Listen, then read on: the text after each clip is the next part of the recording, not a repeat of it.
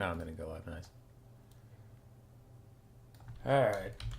High elves, wood elves. Hello, people. Just letting you gather while I plug in things here. Tzeentch, Demons of Chaos. Warriors of Chaos, Nurgle. VC. And then they're Brett something. Floof sent it to me. Is it Brett High Elves? Yeah, it's Brett High Elves. Alright. I know none of this makes sense to you right now. I'll get it out there.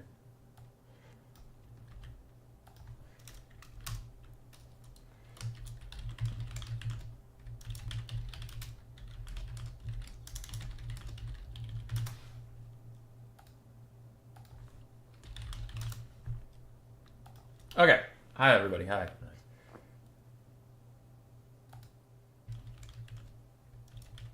Yeah, we sound fine. Let's go left screen so everybody can see that there is no shenanigans about. So standings. And then how do I shuffle this shit? Oh, it's participants, not standings. Okay. 1 shuffle. 2 shuffle. 3 shuffle. Back to bracket. So bracket is live. Bracket is live. Remember to send me all replays. Good luck and have fun. I will be adding maps.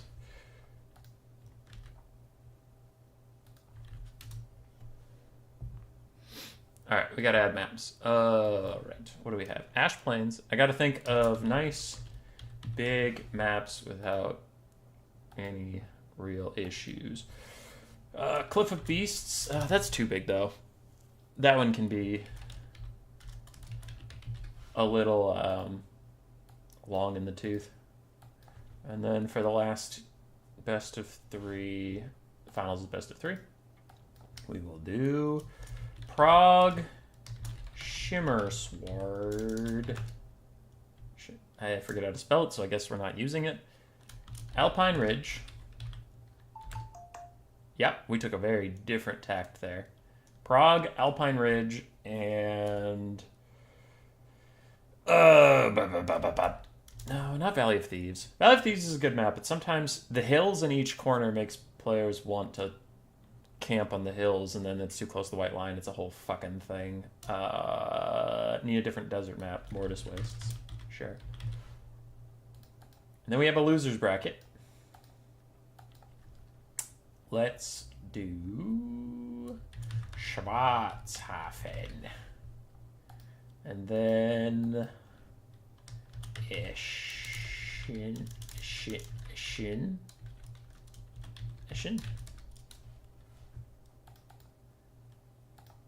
And finally, the Lost Crater. My favorite map.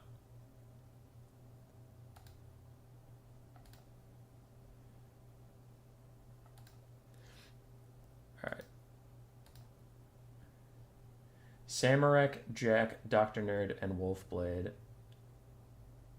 Golden Floof, Sir Groot, Seepo, and Salinator.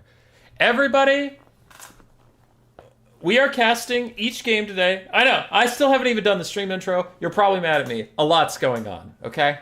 So, hush your bodies. I'm going to cast every single replay from today. But the first game will be live because we don't have a replay to cast yet. Should we, chat, watch Golden Floof and Seepa... Wait, no. Sir Groot, sorry. Golden Floof and Sir Groot on High Elves and Bretonnia versus Seepa and Salinator on the Vampire Coast and Vampire Counts. Or should we watch Samarek and Jack on Tomb Kings and Vampire Counts versus Dr. Nerd and Wolfblades, Warriors of Chaos, and Nurgle?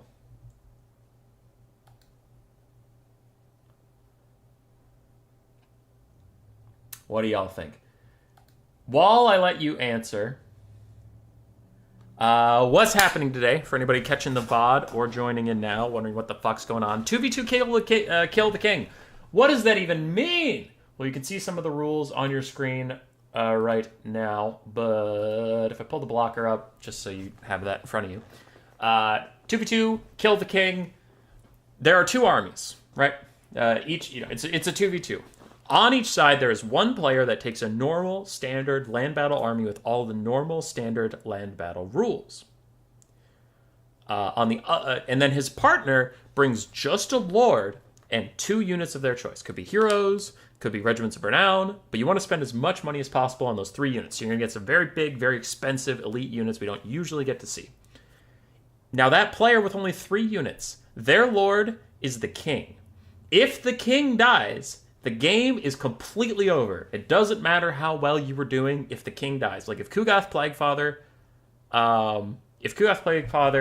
is the king and he starts demonic instability crumbling and he dies, it doesn't matter if you were about to army loss the enemy. He died, you lose.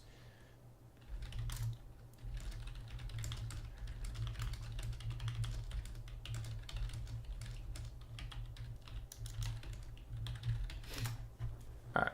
Chalk Crow was just asking me, do we know who the king is before the fight? No. You'll figure it out in game when it's like, if you're fighting Tzeentch and Khorne and you see Kairos, a Soul Grinder, and a Mutalith Vortex Beast, and then an entire Khorne army, you know Kairos is the king. You know Kairos is the target. And for that, one of the very few rules we put on today was you can't be the same faction, because then that just gets stupid. Where it's like, oh, Kugath and Kugath, which Kugath is the thing? It's like, no, fuck that noise. Let's be a little more clear here. Because then at least your flags have to be different. Someone did go Warriors of Chaos and Nurgle, which you could share a lord there, but at least the flags will be different, so you can try and figure it out. But as for the factions today, Floof and Sir Groot are going Bretonnia and High Elves, Seepa and Salinator, Vampire Coast and Vampire Counts, Dr. Nerd and Wolfblade, Warriors of Chaos and Nurgle, Pigmen, 202 to Best and Spaghetti, Tzeentch and Demons of Chaos, Chalk and Bwags are High Elves and Wood Elves, and Samaric and Jack are VC Tomb Kings.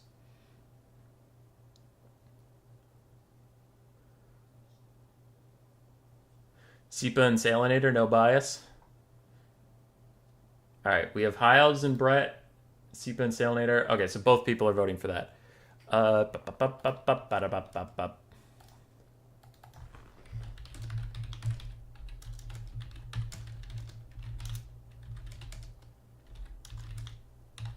But everything else after this point will be replays to try and cut down on lag issues. So only game 1 will be live, just because I have nothing else to cast. But we'll go to replays after that for lag concerns. When you have, I mean, hell, we have some laggy games when it's just me, someone else, well, 2 people fighting and I'm spectating, sometimes you get lag. So 5 people in the lobby, you're just asking for problems.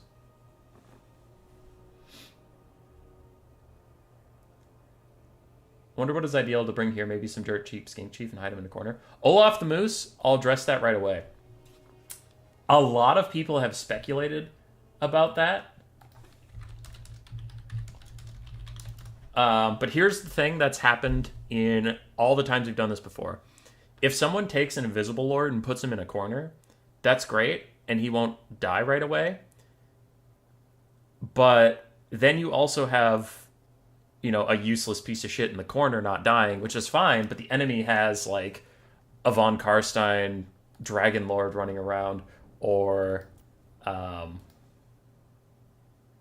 sorry, I was watching something else, or Mazda Mundi or something, and, like, Kugath Plaguefather. These units that can get 3, 4, 5,000 damage value in a battle, so it's like, that is a viable tactic, and I'm not trying to shame anybody who does it, but you put yourself in the actual battle, you put yourself at such a significant disadvantage, we really haven't seen it work out. So it's like, you really trade off the security of your lord for such a nerf on the battlefield that normally how it goes is you just lose the battle, and then the lord army losses because he's all alone or something.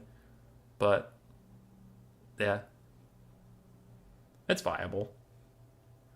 I mean, if you went with, like, Hard Kite, and then you just had an Invisible Lord in the corner, that could kind of work, because then your opponent can't just single him out, charge straight at him, and try and kill him so your kite doesn't matter.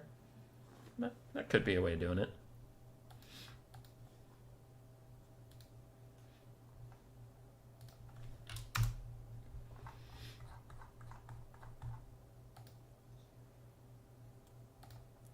Today's bracket is double elim, best of one till the finals. The finals is best of three.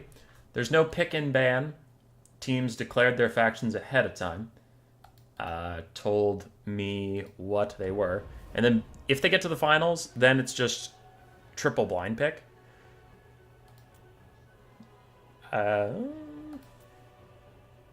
Which is like you and your partner would send me game 1, we're going Skaven Dwarves. Game 2, we're going High Elves, Beastmen. Game 3, we're going Norska, Warriors of Chaos. No matter what. Then your opponent does the same, and then I tell you what your matchups are.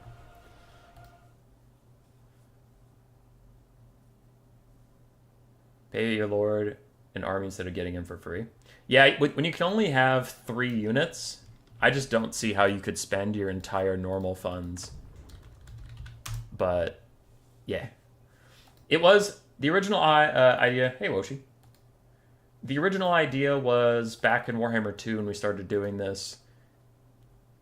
Because Warhammer 3, honestly, for all the shit we give it, and there's a lot of problems, but for all the shit we give it, you actually see elite units regularly.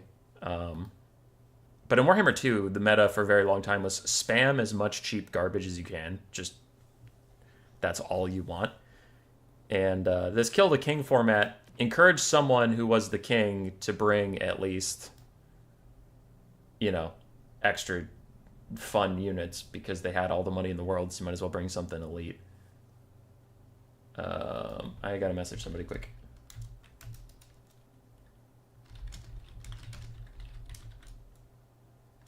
Oh, never mind, he's fine. Behind the blocker, I saw some shenanigans. Dude, cool format sounds super fun. Thanks. We had... it'll never live up to this, but the very first time we ran this event, we had the coolest finals ever.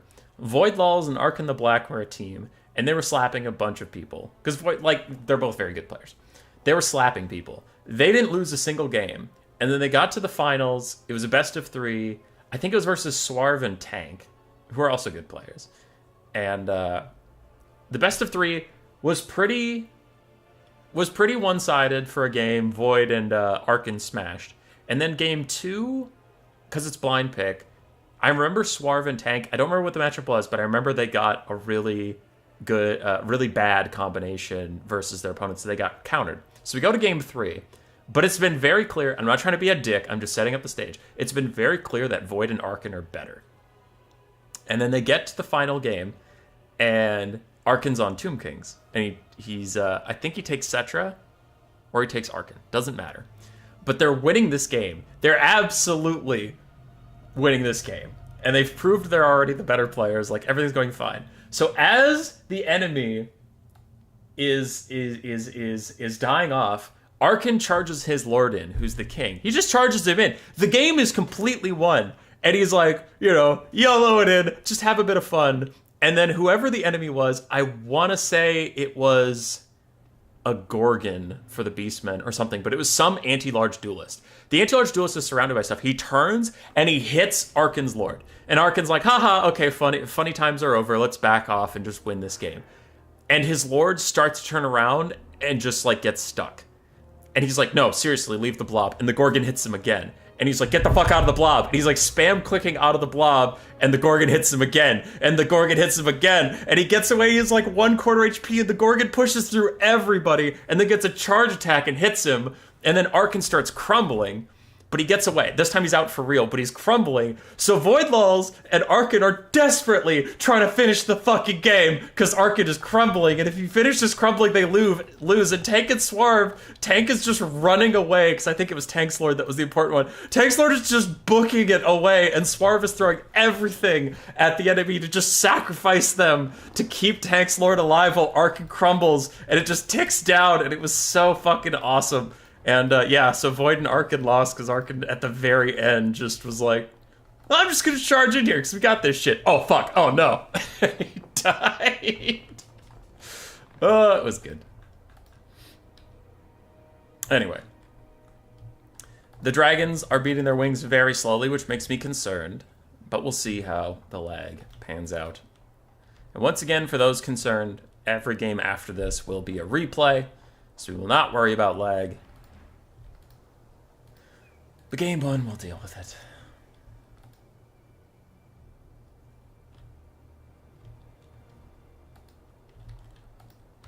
For the combos, while we're here, we have a normal Star Dragon, the Omen of Asuryan, Arcane Phoenix, and Teclis for the Bretonnian and High Elf combo. So Teclis is the king. He is the lord that needs to be kept safe. And he's a very hard lord to kill. Decent health pool, but he also has the Potion of Troy for self-healing and damage resistance. Then he has Regrowth for more healing, and he also has healing from the Bretonnian side. For the Bretonnians, the main army, they'll have to do a lot of the damage value. A whole fuckload of Peasant Bowmen, a Damsel of Life on foot with Regrowth and Earthblood, King Lu and Leon Kur, a front line of Peasant Mobs, a secondary line of Battle Pilgrims, and more Men-at-Arms, and then we have double Grail Knight. On the other side, for the Undead duo, Seepa on the Vampire Coast and Salinator on the Vampire Counts. We have Manfred von Karstein. I love this pick for this tournament because since he has all the money in the world, he brought 12 spells. All the spells of the Lore of Death and Vampires. 12 spell Manfred von Karstein, a triple gold chevron to Terrorgeist, and the Claw of Nagash Mortis Engine. For the supporting Vampire Coast army, we have the Black Spot plus some other handguns. Looks like 3 animated Hulks, 2 mortars and 1 carronade, 2 scurvy dogs, a front line of zombies with their halberds. And that's about it. A very narrow coast build. Oh, and they have 2 bombers, but I'm a little worried. I guess they don't have to worry too much about frontline versus Bretonnia. I guess. Because they know Bretonnia's just going to bring dog shit as well. But I feel concerned that they're going to get into the cookie jar and lose all this stuff. But, like, at the same time, it's not like Bretonnia is really sitting here with a ton of melee units that can punish that. It's 2 Grail Knights and a crap ton of random-ass peasants. We'll see. Based off of builds, I think Bretonnia and the High Elves have probably got it. But I don't know. They're both pretty good builds.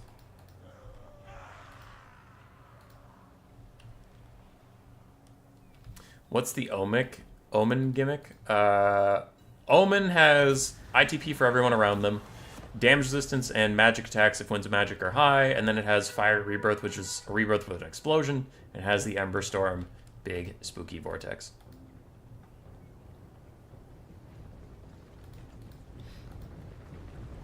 Alright. Lag is coming in hot, but the game just started. We'll see if it stabilizes or not. We'll deal with it.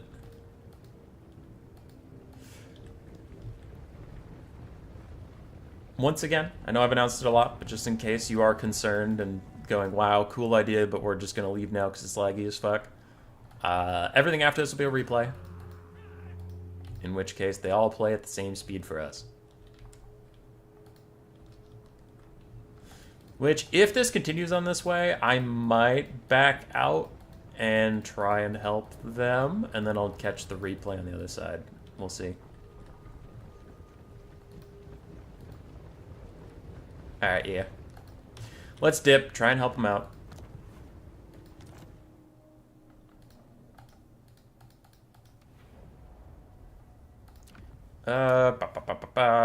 Ranked matchmaking.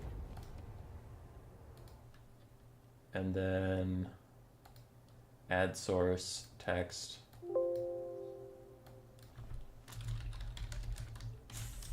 First replay.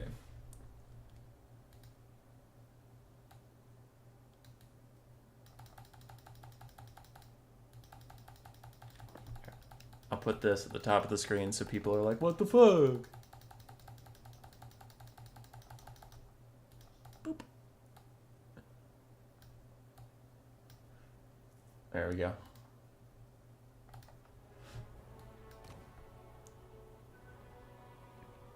gonna play some lizards. Nobody signed up as lizards today, and that makes Vanthus sad, so I'll play some lizards. But just playing a quick battle till we get our first replay. Blue Scribes? Never. I will play the Lizard Men.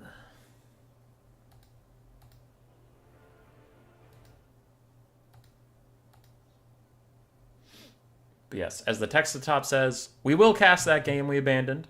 I just jumped out of it to try and improve their lag so they could have a better game. High Slan Razordon? Okay. I'll do a High Slan. I think the Hand of Glory is terrible, but I'll do it for you. It's a quick battle, so I guess I could be less of an asshole about this. I'll do your High Slan Razordon thing. They do have High Elves though, which will make the Razordons harder to pull off. Because of all their stinking archers. So what to do about the archers?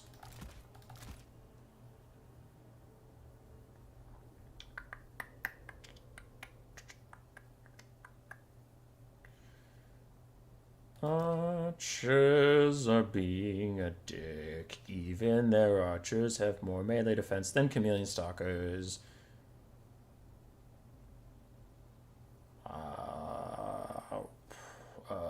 What do I do?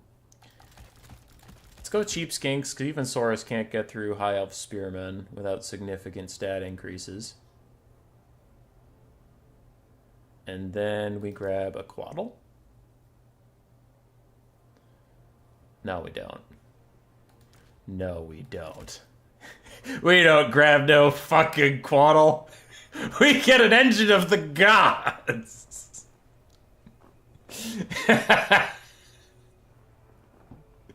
It's an engine of the gods. How can you disagree? Cold One Riders. I do need some of them just to pressure the High Elf Cav and keep my Razordon safe. And then... awkward amount of gold. Could do this. Oh, he's ready. Yeah, let's just get on with it. God damn it, you cost too much fucking money. Yeah, that's a 0 gold spend. Let's go.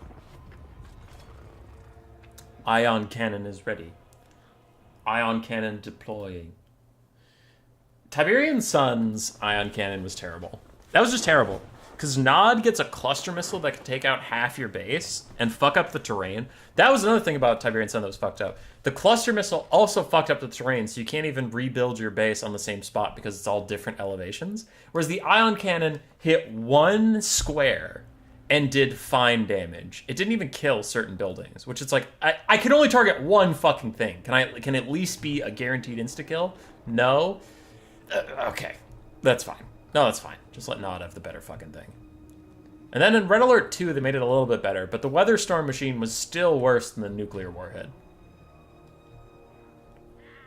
It was closer. It was much closer in power level, but random lightning strikes in an area versus the same area, guaranteed damage, and the nuke did more overall damage. I don't know. It's just not fair. Red Alert 2 was not balanced. We all bitch about patch 4.1, but Red Alert 2 never got a patch and it was never balanced. The Soviets were just better. Built diff. What's the reload speed on Razordons? I don't know, man. Reload time, 9.8 seconds. What am I dealing with? Enemy troop count is small. That's actually good. That's actually good. We like a small troop count, because the thing I'm most worried about... I mean, I could still lose. The thing I'm most worried about with having Razordon herds is getting overrun. So if you went small, then we're chilling.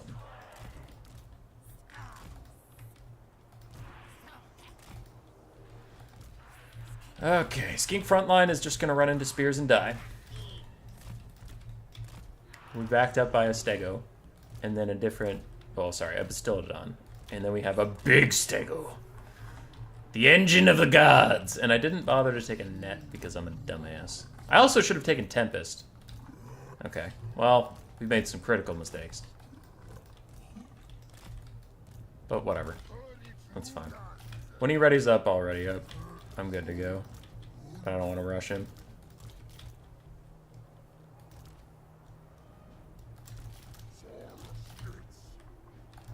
Is there a rule about no flying lords or something? Not for this one, no. Because in Warhammer 3, there's just so many Flying Lords. Okay. That, like, most of the... There's so many Flying Lords that, like, most of the Lords in the game wouldn't really be effective. No Stalking Lords. We talked about it earlier, but if you put your Lord on Stalk and just leave him in the backfield and don't do anything, then your opponent's probably going to win by just having, like, a 4,000 plus gold Lord running around trying to solo your whole army. Engine of the Gods has damage resistance, does it? It has a 5% ward save aura. Interesting. It's not a great aura, but it's there. It exists.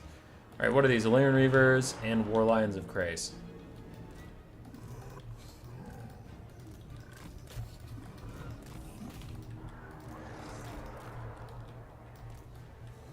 Yeah, you better run. Okay. So I'll get our skirmishers out there and be a little annoying while I keep trying to figure out where his whole army is, because I think they're all in the thing.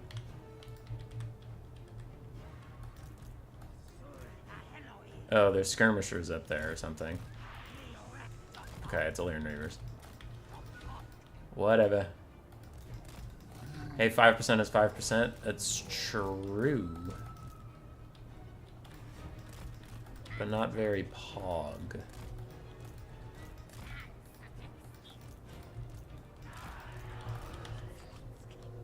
So we're getting kind of kited, kind of forest camped, kind of. Alright.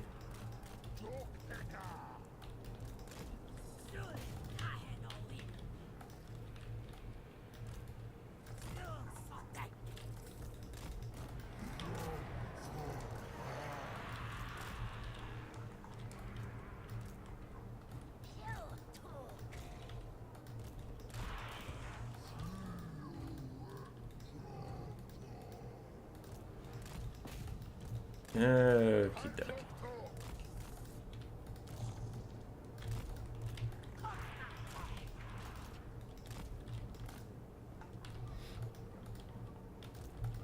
Holy shit. This guy's lagging as much as that entire 2v2. And he's forest camping. Glorious.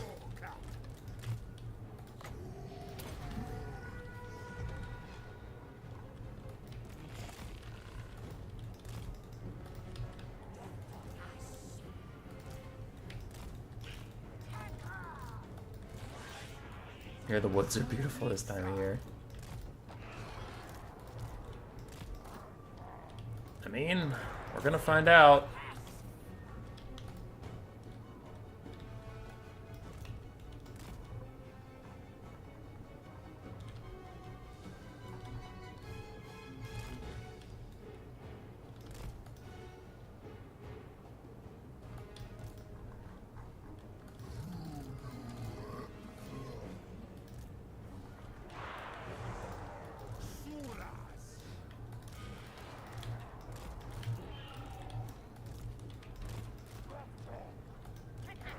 Alright. Dude, I play so few quick battles, man, and when I do, I run into just the most degenerate, stupid shit. And people that play quick battles, they tell me they have a good time, they tell me quick battles aren't that bad, and then I play a quick battle and I run into degenerate, stupid shit. And I'm just like, okay.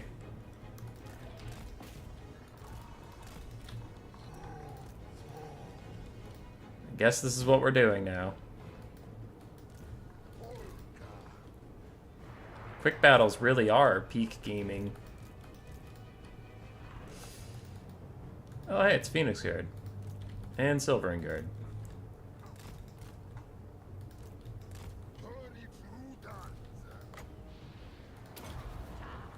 How does this happen to you every time? I don't know, dude! It happens all the fucking time! Like, of the quick battles I play on stream to try and buy time, we have so many that are just horrible, and it's like, if you remember, there was one where I was playing this, like, degenerate-ass Nurgle blob, and I was Khorne, so I just had to cycle charge forever to kill it off. I've had people just forest camp with vampire counts into my Skaven, and then I immediately quit that one. It just sucks.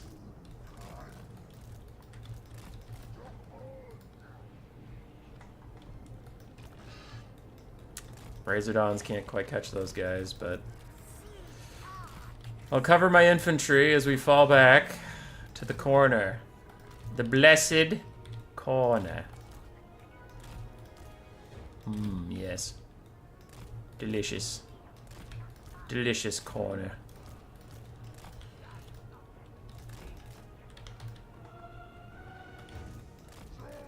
Because RNG loves your entertainer voice. Oh, I'll get to that corner.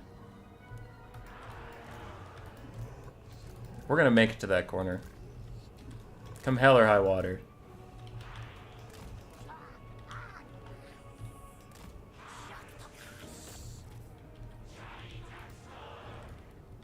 I just want to make it to my corner. Leave me alone, Illyrian Reavers.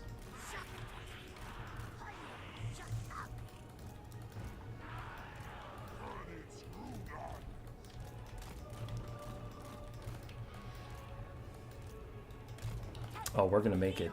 It's right there. Might take a while with the space. Hey, at least the lag stopped. I forgot to hit start tournament. My bad.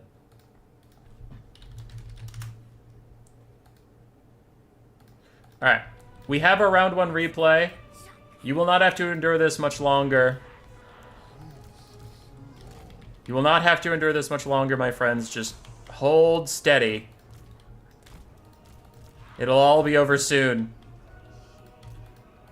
Just hang on.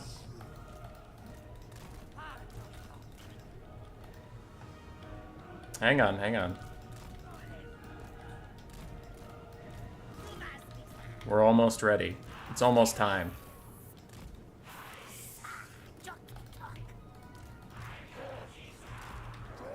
I know how to defeat this charlatan.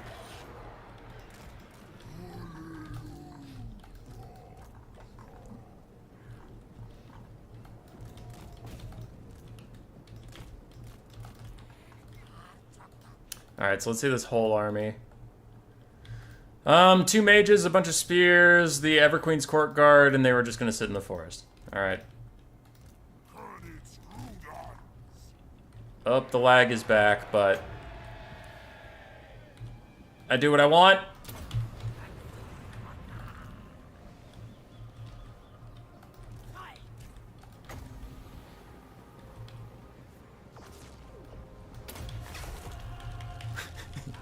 If you won't kill me, I'll kill me.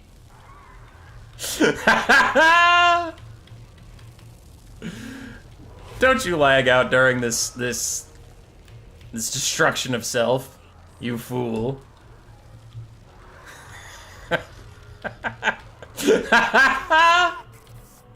It just fucking kills all the skinks. Oh, I love it. Alright, fuck this guy. Take your win, you dumbass.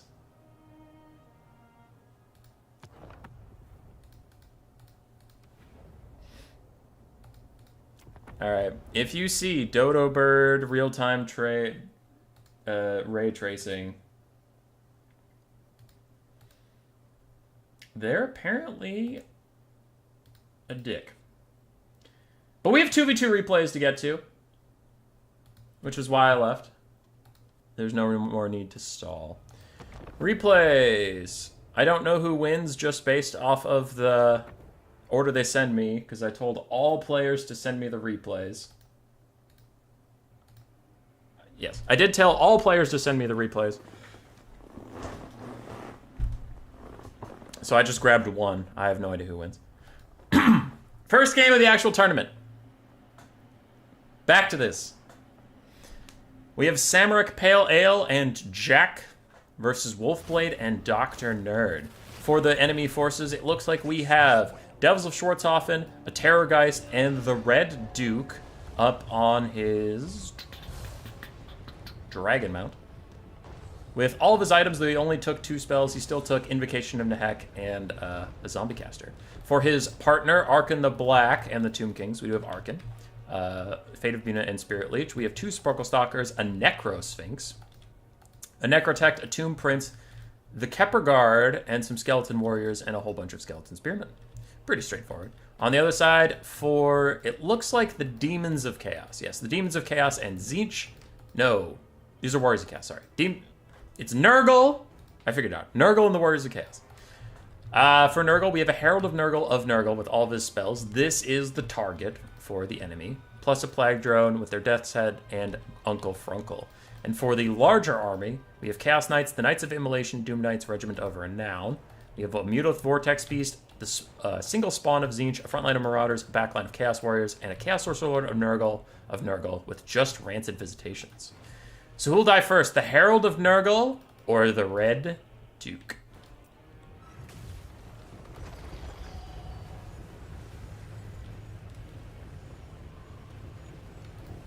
Onwards.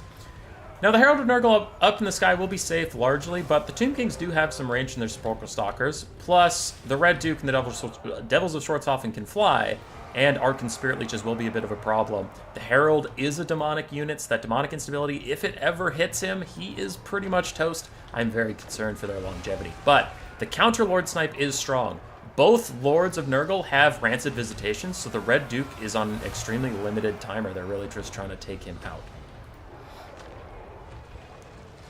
Is it Life with Brian where a bunch of guys run out? No idea. Also, Deviling Deluge and a Spirit Leech on him. The Spirit Leech is bound from Uncle Frunkle, so man, the Red Duke has taken a lot of single target spells. Oh boy. But on the other end, the Warriors of Chaos are having a bad time on this front line. Their entire spawn of Tzeentch is already dead. Their Marauders are taking a lot of damage. But on the back line, we do have Chaos Knights charging into Sepulchral Stalkers. And the Mutalith Vortex Beast is in, but he is currently dueling with 2 characters, the Tomb Prince of which is a good duelist. Anyway, the Necro Sphinx is beating the shit out of him. He's surrounded by spears, so the Mutalith Vortex Beast is not having a good time. And both the Nurgle Lords took the Rancid Visitations, sniping spell. So I don't know how much healing he'll get. He'll have to get a Fleshy Abundance from the Herald of Nurgle if he has the Winds of Magic, but we will see. Elsewhere, the Devils of Schwarzhofen diving onto the Chaos Knights and absolutely slaughtering them with the help of a Terrorgeist. Very good stuff there. I'm sorry, I have a message about the tournament. One second.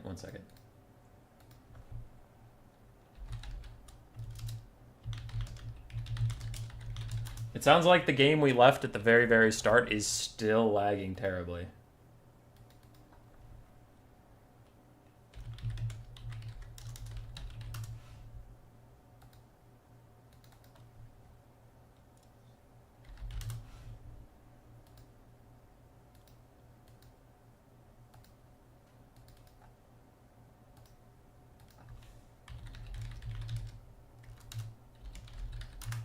Sorry. Tournament problems. Okay. Where are we at? What's going on? Tomb Kings and the Vampire Counts hard winning the frontline fight. And the Mutalith Vortex Beast is also already routing. Sparkle Stalkers are firing up into the Knights of Immolation who are dealing with the Terrorgeist. So things are really looking up for the undead side. Though they did lose an entire Sparkle Stalker now to the Chaos Knight charges and other things. So they're down to 1 Sparkle Stalker that can even threaten the Herald of Nurgle. And the Herald of Nurgle is plenty safe. He's doing fine. Though the Red Duke's also been chilling since Rancid Visitations were cast on him.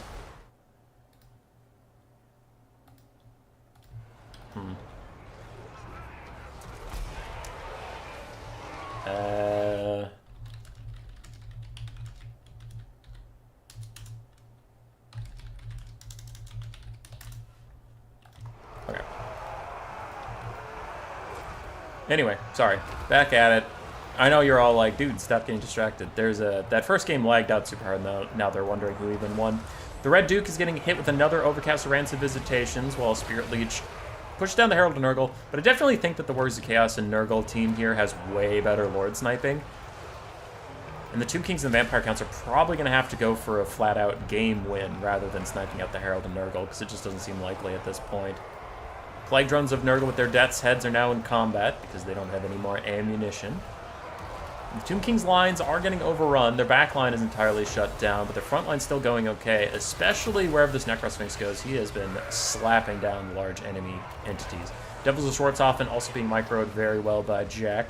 And Chaos Knight's taking more damage with the Terra Goose nearby. But the Red Duke's healing cap is in sight, and that's the biggest problem for me about this.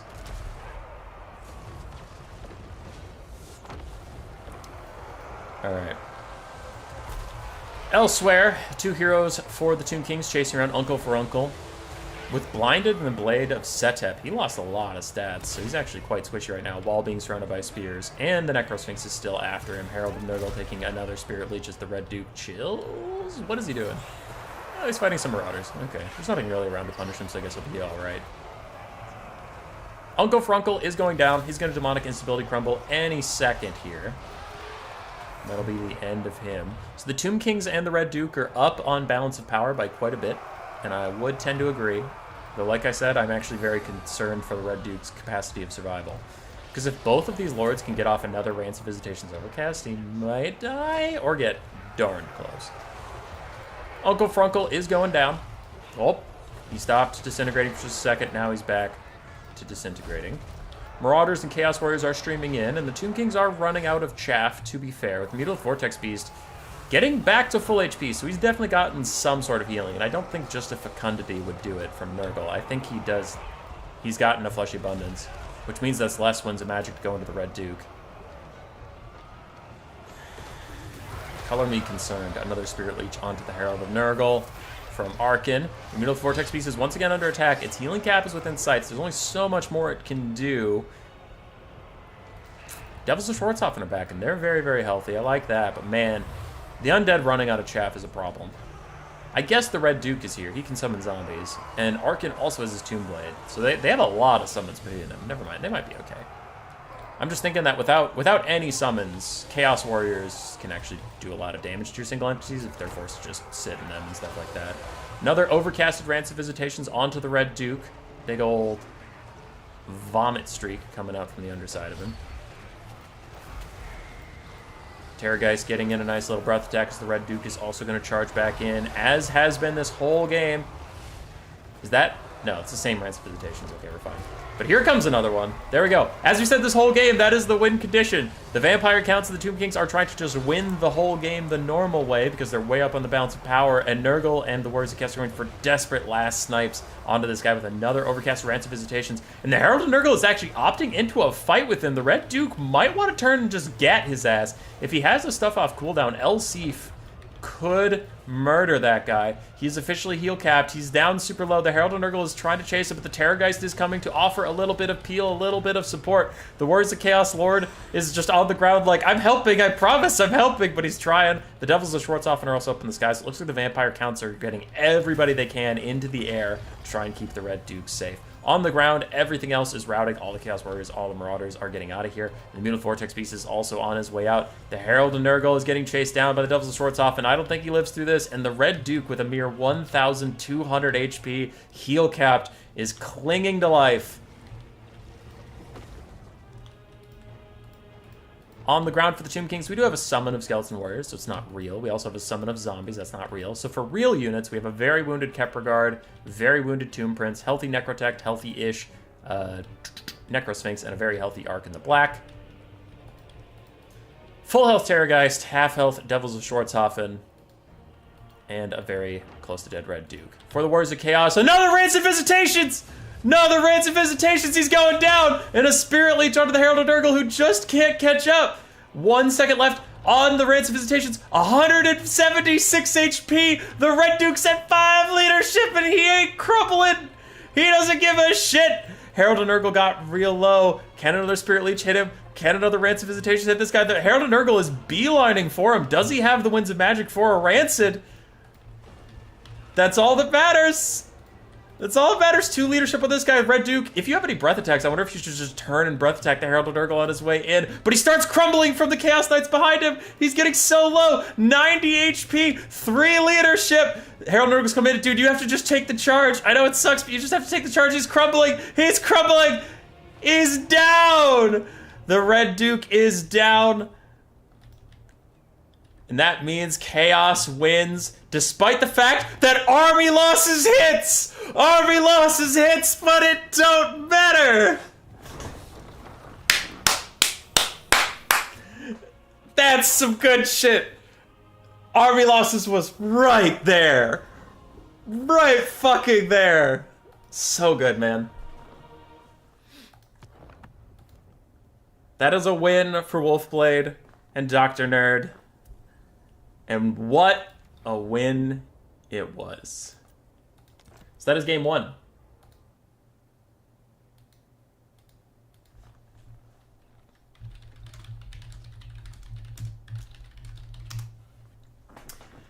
Game one between Sir Groot, Golden Floof, and then Sipa and Salinator. There were so many lag problems even after I left that the players had to drop. Golden Floof and Golden Floof and Sir Groot took the L just to keep the tournament moving, but it's pretty clear between those four players, some of their PCs aren't agreeing. So, yeah. That was our first replay, and the replay we started the stream on, we unfortunately will not be spectating because of lag issues. Now, while we were casting that and while we were doing our quick battle shenanigans, the next round have started, so we can do that without spoilers since now you've seen these replays. Like I said, Golden Floof and Sir Groot just dropped to the bottom bracket due to lag. Pigman makes Spaghetti versus Dr. Nerd and Wolfblade. Mr. Chalk and Bwags versus Sipa and Salinator. Hopefully those replays will get to us soon.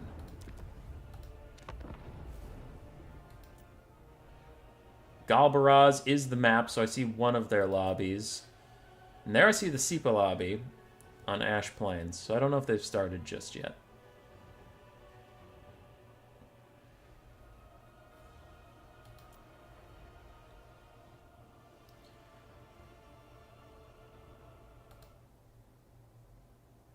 Floof and I had no problem at all beforehand, so I'm blaming them. That is super fair, Sir Groots. That is super fair.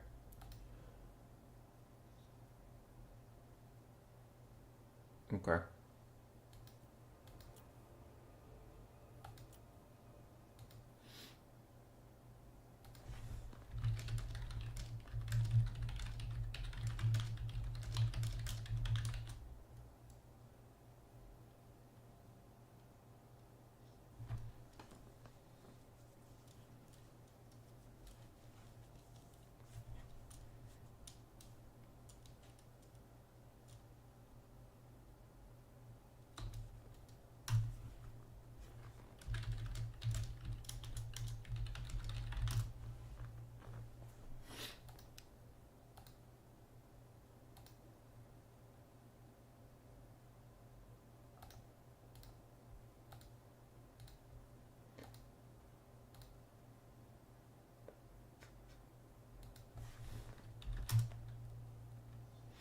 All right.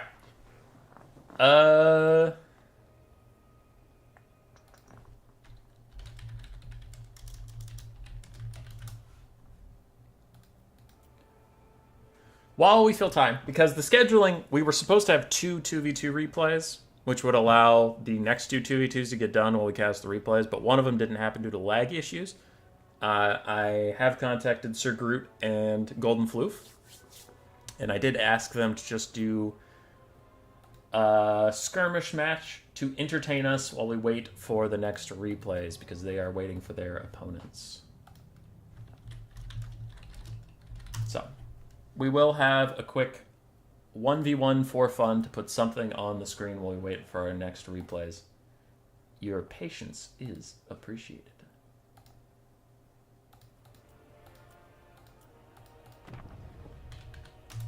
And by that I mean, fuck you, chicken strips.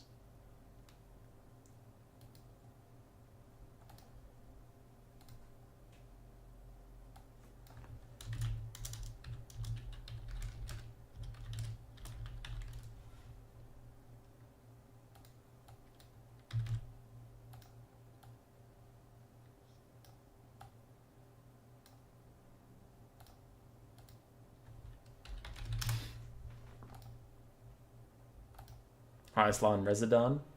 Maybe if one of them bring it.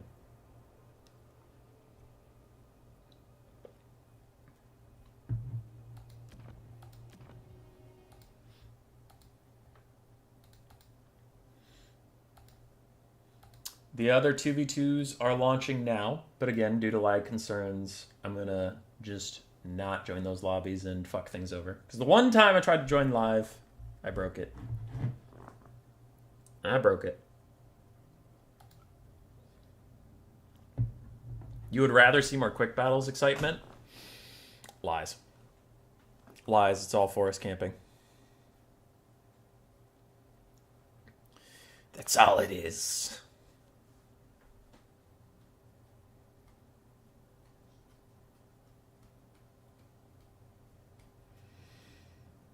The Red Duke died at 100 HP about 15 seconds before army losses.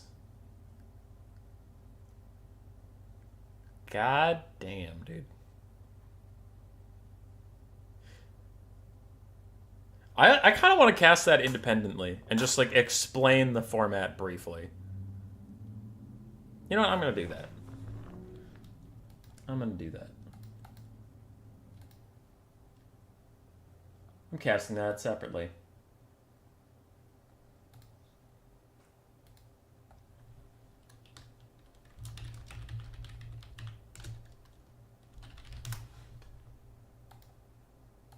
Constellation, Cloak of Jet, Grand Cannon. Is Constellation of the Dragon even 100% AP?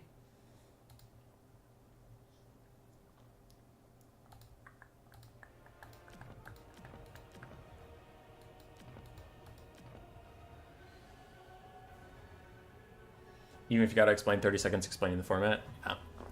I'm trying to come up with stuff that's interesting. I have 3 replays in my folder right now I need to cast for videos. Because today, the video that just came out, the Red Duke lore one, was the last replay I had on hand. So tomorrow morning there won't be a video unless I make one today. But I just haven't had anything interesting to talk about. Where, like, there are still some good replays that come in, and I explained it in that community post, but it's like, the game's in not a great state right now, and the meta's been really slow to change. So that leads to the game not being in a great state means less people are sending me replays, so I have less volume to go through. And the meta being stale after like a year, I go through those replays, I'm like, no, I've already covered something like that. I've covered that. I don't have anything interesting to say here, you know? So it's things like that that just kind of pile up, and then I'm like, I don't have anything in this batch I want to talk about. Or even if it's like a close game and a banger game, if it's a close and banger game we've seen 7 or 8 times before, I'm just like, what's the point? You know? Or like, strat game, and Black Knight sent me that game that was on the channel recently where it's like, a Dark Elf Soulstealer Lord carried the game. Is that in its own interesting? Not really, but it was a cool comeback as the Skaven Goon Squad was punishing her whenever she hit the ground, but then a massive terror out took all 3 of them out at the same time and gave her the win, even though in melee they could have beaten her. It's like, okay, that's cool. But there are some people who send me stuff, and it's like, yes, this game is close and cool, but you had a full health Dark Elf Soulstealer Lord at the end of the game, and there was no way you were going to lose, and I've covered that before. And it's not like, you know, their fault for sending that in. I just, like, look at it, and I'm like, I have nothing new or interesting to say about this, so pass.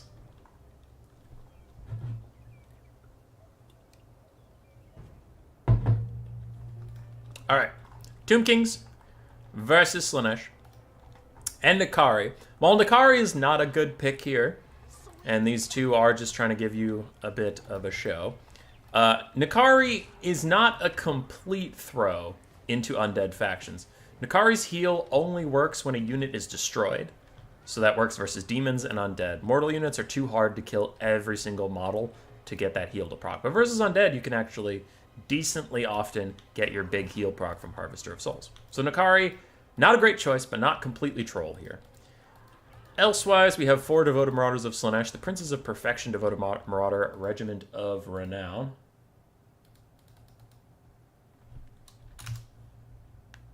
Okay. And then we have Seekers of Slaanesh, Exalted Demonettes, 2 of them, and then a 3rd, Regiment of Renown.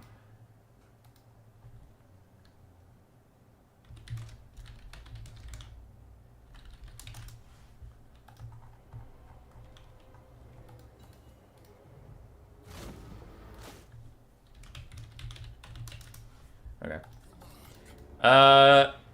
7 Cetra the Imperishable on the other side, 4 melee Ushabti, a Necro Sphinx, a Necrotech to heal the Necro Sphinx, 2 Tomb Guard with Halberds, and a frontline of Nekar Warriors and Skeletons.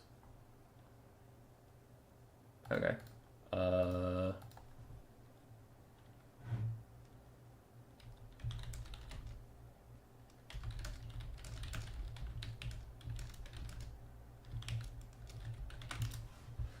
Alright. Sorry.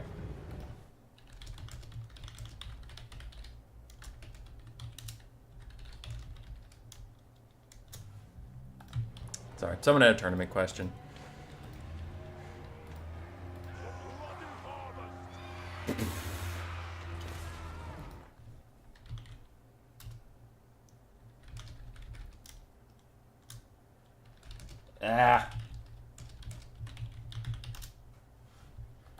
Sorry.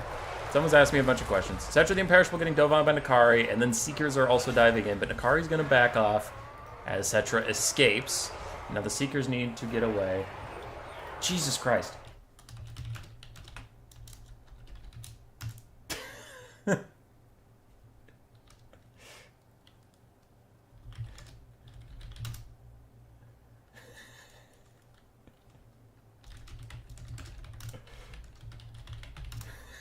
God.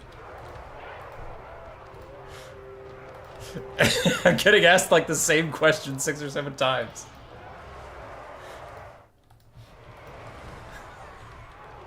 Anyway.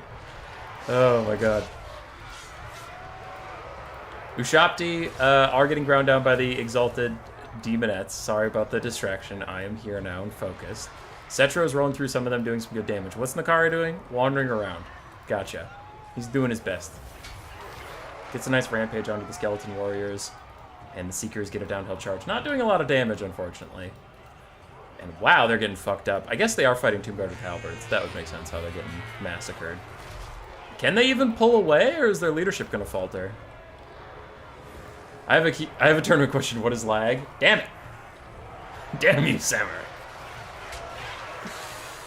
Yeah.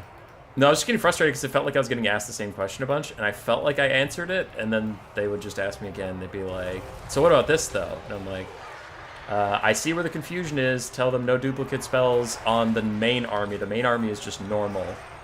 And just redo armies without that problem. And they're like, all right, but what do we do about the duplicate spells? Redo armies without that problem. Okay, but what do we... And I'm like, I can't go through this. Ask a mod. Anyway, Nekar Warriors getting butchered by the Bringers of Beguilement, and the Tomb King's front line is not having a good day.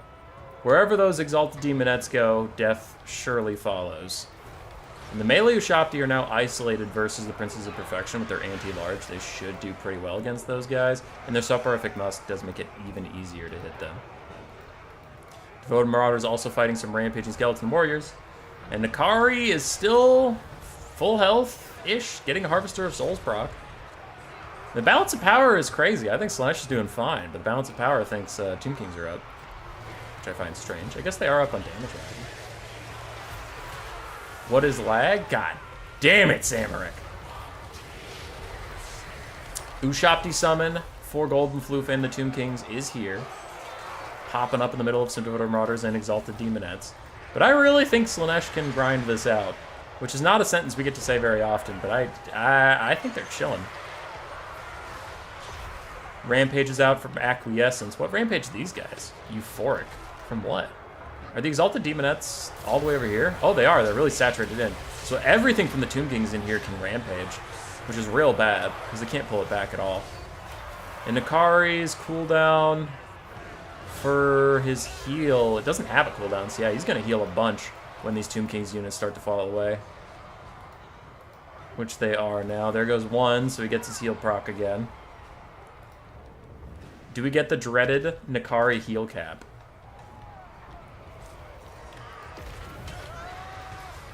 Now, on the other side, Slaanesh is running out of units slowly but surely. We did lose the Bringers of Beguilement.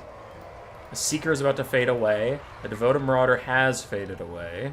Well, they don't fade away. They route. Kari's thinking about diving back in, but for now is staying on the outskirts. We still have a full health Devoted Marauder of Slaanesh being saved for later. Slaanesh doesn't have any summons, so I can see not wanting to pile more and more stuff into this fight that's already saturated when you know in the late game you'll need something to keep N'Kari safe. N'Kari does isolate the Necrosphinx. We see a spell getting cast, probably an Acquiescence to lower its stats and give the Slaanesh army some buffs, as Seekers also jump in to help out. One of these Ushabti was a summon. It looks like it's this one. So one of those Ushabti isn't real. Skeleton Warrior's about to fade away. N'Kari might get a heal from that Skeleton Warrior. I'm not sure how close any of the models are, because sometimes they get spread out and all the nonsense. I'm watching them to see when they actually fade away if N'Kari gets a heal. Though N'Kari's just going to finish off the Necrosphinx, so he's getting a heal either way. N'Kari's actually carrying this game. Another big heal. Bounce power comes back towards the middle. Devoted Marauders trying to rejoin the fight, though they're very low. The Devoted Marauder that matters is this full health one. And N'Kari sees Settra, man. N'Kari's just closing in. Is that a Narcissism? That is a Narcissism. Tier 2 army ability. Netting him in place, and N'Kari whiffs the first attack because of course he does. But then he gets a little bit of a crab claw in there. Tomb Guard not doing so hot in this slow bump and grind as the Demonettes are just cleaving through them. Settra's taking a ton of damage from N'Kari, and the Necrotect is helpless to assist. N'Kari don't miss. Even when he's blinded, he gets a hit in, sniping out Settra, which will proc another heal for N'Kari, but also just a massive instability for the Tomb Kings. And N'Kari putting the game on his back for the first time in his life. Rolling through some Tomb Kings. GG.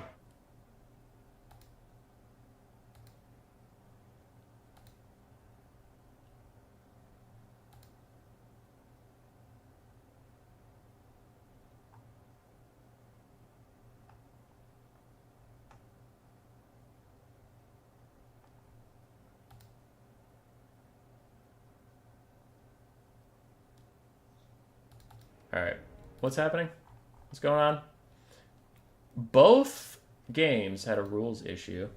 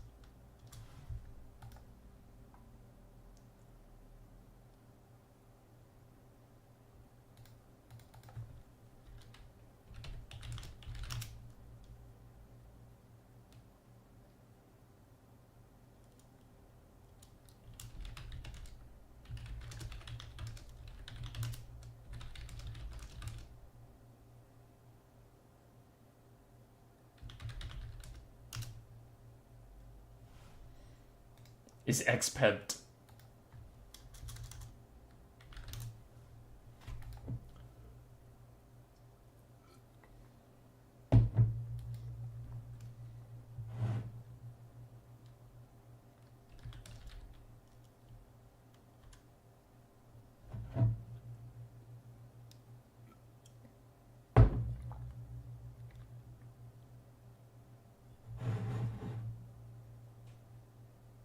Sorry, dealing with some stuff. Alright, I'll get out of these two's lobby because they have an opponent now, so I'll just get out of their way.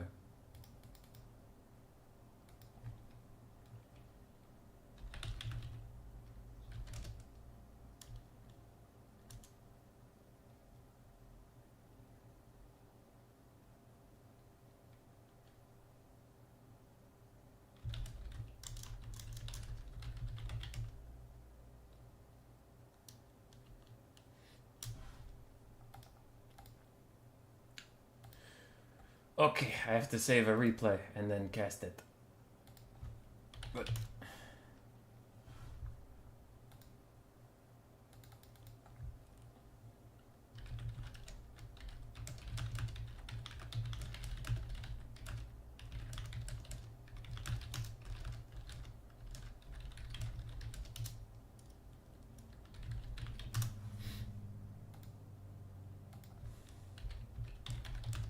Okay. I saved the replay.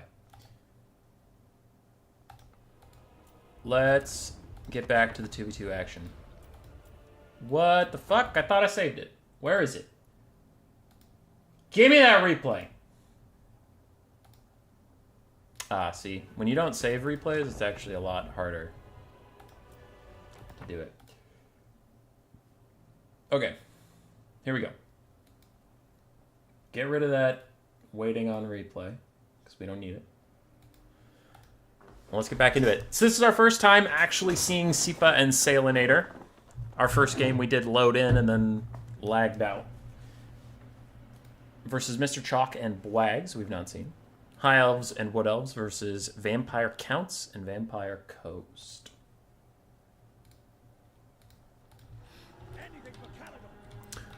For the Elves, this was the thing about rules that I had to answer. They were wondering if this replay was valid because we have Imrik and a second Star Dragon. The Wood Elf army, the whole army, has to obey normal land battle tournament rules. The King and 2 units, completely free-for-all. You can take whatever. So that was the question. But after that was answered, they continued with their game. Anyway, Imrik, basic Star Dragon, and a Life Mage with all of her spells, because why not have them? On the other end, for the Wood Elf main army, we have 2 War Dancers, 5 Glade Guards. Those are not Glade Guards. So yeah, 5 Glade Guard, 5 Dryads, a Glade Rider with Spears, another Glade Rider with Spears, a Sister of the Thorn, a Deepwood Scout, and a Spellier of High with Tempest and Apotheosis. On the other side, for the VPVC, we do have Count Noctilus on the ground. It looks like, once again, as it was in the first game, Sipa and the Coast have the whole army. Okay. For a second, I thought those scurvy dogs were dire wolves, and I'm like, wait, the Vampire Counts brought 5 units? What the fuck? Anyway. We have 2 scurvy dogs, 4 artillery pieces, which all of them are mortars. Oh god, that's 4 mortars. 2 handgun mobs? No. Just 1 handgun mob. 2 bomber mobs, the Shade Wraith Gunners, and a front line of regular zombies with some animated hulks. In the sky, Manfred von Karstein with all of his spells and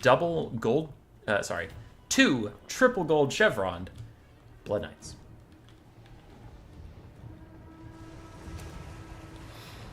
And here we are. Shade Wraith Gunners doing a lot of damage, but also doing a lot of leadership damage to our friends, the Wood Elves, as mortars decimate some of these archers. And Noctilus's first summon is out to try and distract them a little bit further. So the Coast is really trying to stop these archers from getting within range, because the Vampire Coast in general struggles against archers, but especially Wood Elf archers. They're quite solid. I do think that this front line has to move out a little bit and buy some space to keep the archers out of range of the Black Spot and the Shade Wraith Gunners, but we'll see. As Imrik and his Star Dragon lining up some breath attacks, though the Blood Knight's really good dodge there from Salinator, don't give a shit. The Wood Elf Archer Corps isn't feeling so hot. 3 of them are already routing, and 1 is under attack by zombies, just meaning that it can't fire. The front line has engaged, and while Dryads are taking a lot of damage, also from these bombers, War Dancers will go absolutely apeshit on this front line and push straight through it without much difficulty. So we'll have to see how that goes. Meanwhile, Deepwood Scouts and Sisters of the Thorn firing in, taking out one of the mortars, and here comes a Tempest onto Manfred. It is undercast. He's trying to land now. The damage will follow him, but he won't be as slowed. But both the Star Dragons landing on him now, and the Vampire Coast don't have a lot to support, but we do have double, triple gold chevron to Blood Knights diving in. Manfred takes so much damage from the Curse of Honor here and the Lord of Dragons. He is 0-0 for melee stats. He has to get out of there. He immediately throws an invocation to heck on himself, but he needs to start opting out now. Now on the other side, Imrik has all the buffs in the world. He also has the Curse of Years, but whatever. He's still surrounded by Blood Knights, not having a good time, and Manfred's going to get out while healing up. He'll be okay. Shade Wraith Gunner is still free to keep firing at something, and so many archers are low that Shade Wraiths can get 1 volley onto each of them and keep routing them till they shatter. Now, Imrik is trying to get away from Noctilus and the Blood Knights, but Manfred actually opts back into the fight, trying to keep him on the ground, but this is really risky. As we can see, Manfred now has to fight 2 Star Dragons that are both certainly after his hide. He's down to half HP, and already We have heals coming in for Imric and Apotheosis to try and keep him topped off. Manfred's heal cap is already within sight, and he's going to try and go get back into the air, get away from these Star Dragons. Now, on the ground, the Undead are winning. They're ahead on the bounce of power yet again. So many Wood Elf archers are routing. The front line is also falling apart. Another Tempest is on a Manfred, though, and we're seeing a very similar thing to our Tomb Kings VC game earlier, where the Undead are real good at winning the ground fight, but then they can struggle to finish it off. But, oh, speaking of struggling, Imric and his other Star Dragon are fucking not going anywhere on the ground as Noctilus is keeping them locked in tight. Another invocation hack to heal up Manfred, but the Star Dragon's surrounded by Blood Knights. Imric is getting poked down, and if Imric dies, this game is equally over. For the Undead, they're just cleaning up some stuff. Shade Wraith Gunners don't really seem to have a whole lot they need to be doing at the moment. Still have some Blade Riders and Spears trying to cause disruption. A War Dancer is doing pretty darn well. And Manfred might take a fight with this Spellweaver 5 magic, but she runs away, so he's not going to over-chase it.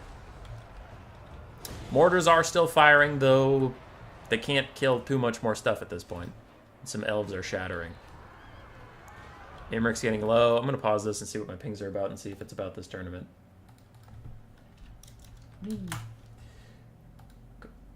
Alright. Good. It's just a replay. No more rules things. Blood Knights. Chasing down Imric. Noctilus trying to fight a Star Dragon for now. Manfred has stabilized a little bit since his initial shock. And the Wood Elves are falling further behind in the balance of power. Now, the Shade Wraith Gunners still trying to find a home, still trying to find something to do. And Imric is not getting away from these Blood Knights whatsoever. Melkoth's Mystifying Miasma, doing a little bit of damage to him, but it's mostly there for the slow as these two Blood Knights stay on him. But then they get caught up in the Sisters of the Thorn, separating a little bit from Imric. And they got orders back onto him immediately, but he does get back into the sky just as the Sisters of the Thorn rout. And Manfred is continuing to be obnoxious, continuing to just run away. And the High Elves don't have guaranteed damage on him. The Wood Elves do with the Tempest, but it's not like the High Elves have Spirit Leech or Rancid Visitations like we saw in the first game we actually cast. Here comes a Tempest. Manfred's trying to juke past Imric. Imric and the Star Dragon are chasing him. He lands back in his own Blood Knights next to Count Noctilus, and the Shade Wraith Gunners are now shooting in. Manfred's trying to stay safe and stay healthy. The Star Dragons are aiming in for a breath attack, and one does really good damage onto Manfred. A second one is also coming through, chunking him down to 300 HP, and he is crumbling. And the Vampire Coast are helpless to watch as the dragons dive onto Manfred and finish him off. Their army was very, very good at killing all of the Wood Elves, but they didn't have as much single target DPS. The Blood Knights are doing okay, but Blood Knights have a real problem with killing large armored single entities. Imric and the Star Dragon trying to hard carry, which they did. I suppose the values aren't as important. But the quadruple mortar plus the Shade Wraith Gunners killed so many Wood Elf archers. Just so many. Black Spot also got really good damage value. GG.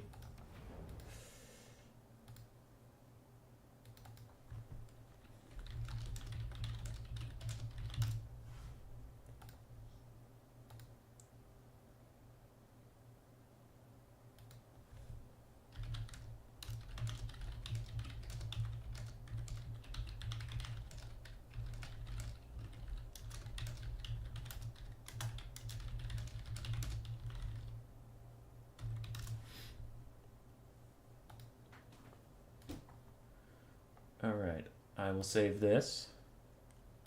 So we have another 2v2 replay.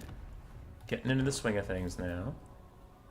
And while I hover on this, let me check the bracket and see where this is taking place. So this is in the winner's bracket. I don't want to show you the bracket because it'll show you who wins this game.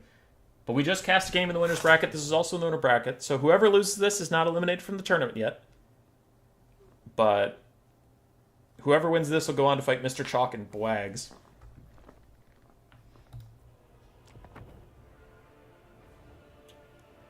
So this is not an elimination game just yet. Are we sure nobody was using mods? If you have a mod, you can't even join the same lobby as people who don't. All right. For Wolfblade,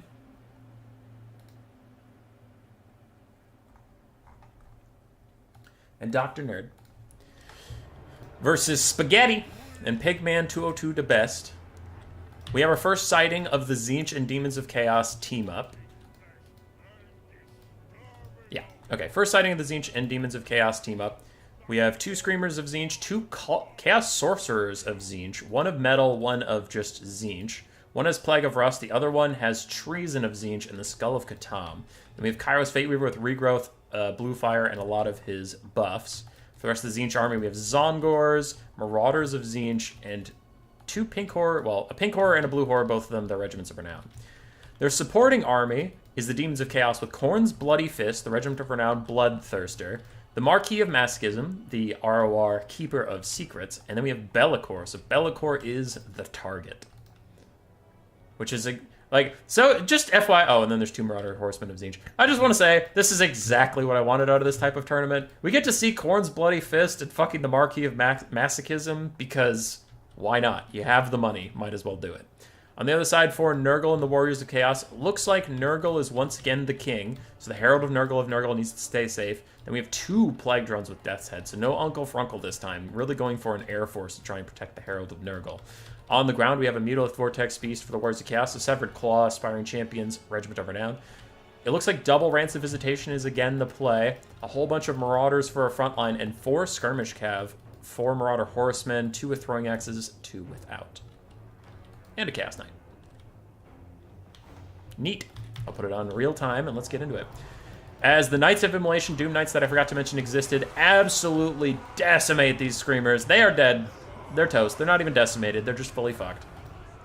Here comes the first Blue Fire from Kairos onto the Herald of Nurgle, doing a bit of damage. Herald of Nurgle is going to have to land, probably. Locus of Fecundity going to heal him up. But these Tzeentch casters are after that booty, and they're sniping him out. And Khorne's Bloody Fist is here. Land, Herald of Nurgle, land! There he goes. He lands. He is in the Severed Claw, and the Mutalisk Vortex Beast is here, but can he even survive it as Khorne's Bloody Fist is just going ham on him? He already throws out the Fleshy Abundance healing. He's really trying to get safe, and he needs to path out of there now. He is going. Now for this, Tzeentch is taking a lot of damage. Khorne's Bloody Fist is not enjoying his time fighting the Mutalisk Vortex Beast. 2 Screamers have been lost for this snipe attempt, and Marauder Horsemen are all firing in onto this area, so did they go too far? Did they dig too greedily and too deep? The Marquis of Masochism is wandering in, seeing what she can maybe get done, because she does have Phantasmagoria. Oh, the -16 leadership debuff plus the net. Khorne's Bloody Fist is back in, and she's also going for the debuff. They're just going to try and snipe him out. He's trying to squiggle away while the Mutalisk Vortex Beast and the Severed Claw deal with this. The Doom Knights of Tzeentch are also pushing off all these guys in the air, but the Herald of Nurgle starts crumbling at like 2/3 HP. All the single entities commit. They're just going to fucking snipe him out. They don't give a shit. They didn't even bring their army. They just gonna snipe him out with all these demonic single entities, and Be'lakor sits over there like, I didn't have to do nothing. The rest of the army doesn't even show up. They didn't have to do nothing. And he's down. Kairos is getting fucked up. Khorne's Bloody Fist is getting fucked up, and even got a regrowth. Doesn't matter. Doesn't matter. Got him. I love it. I love it. Pigman loses 75 guys. Wolfblade and Dr. Nerd combined lose 8. They're just like, we killed the one we needed. Fuck it. We're out. He just goes in. Khorne's Bloody Fist getting 1900. I love it. I love it. We've had some close games today. Sometimes you just need a refreshing, balls to the walls, absolute fucking meme.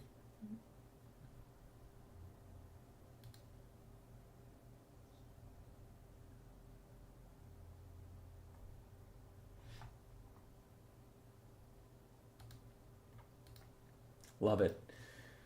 All right, let me check some things here. We have players readying up. Readying up. So a quick look at the bracket for you people.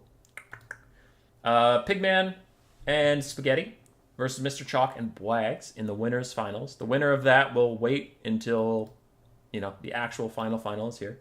Meanwhile, Sip and Sailor are fighting Samaric and Jack. Dr. Nerd and Wolfblade are fighting Golden Floof and Sir Groot. We will get all those replays as they come to us. But I think... Yeah. These guys ended their game about 12 minutes ago, so some of these games are probably either in the lobby doing their builds or already in game.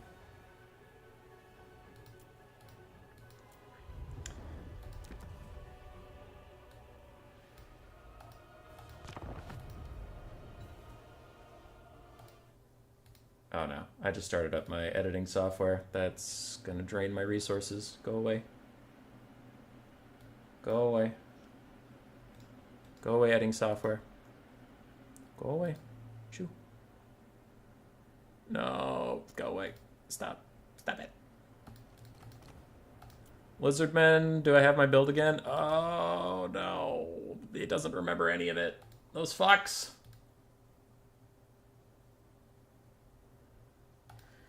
Alright, we'll try this again. The Bitter Dunes. Okay, that map looks a little suspect. We'll try this again. Grand Cathay, please? Oh, God. Why? Fine, we'll do Cathay.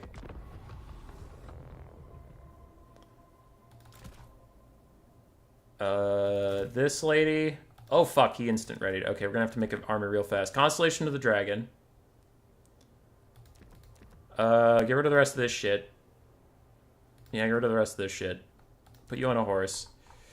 What is it, Bretonia? Okay, 1, 2, 3, 4, 5. 1, 2, 3. And then I need guns. And then I need cannons, though I don't know what this map looks like, so maybe not on this map.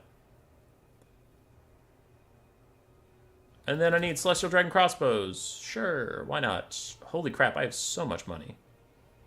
What the fuck? I don't know. I gotta clear out a lot of cav. I should bring some cav of my own. Jade Lancers are fine. And then I have more money. That, and then 550, get you. Sure. I don't give a shit. Whatever.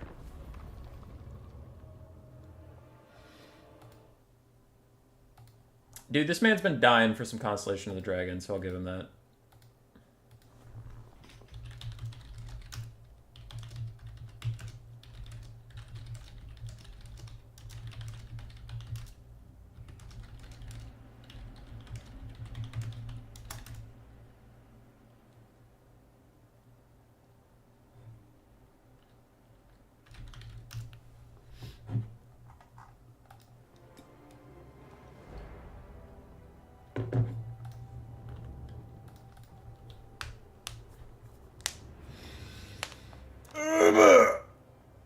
Sorry, me a bit arrogant?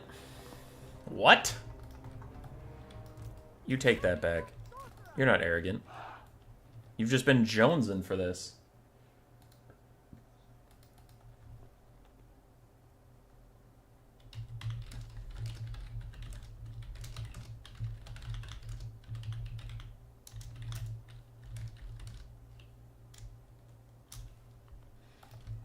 Peasants won't know what hit them when the constellation drops. Exactly.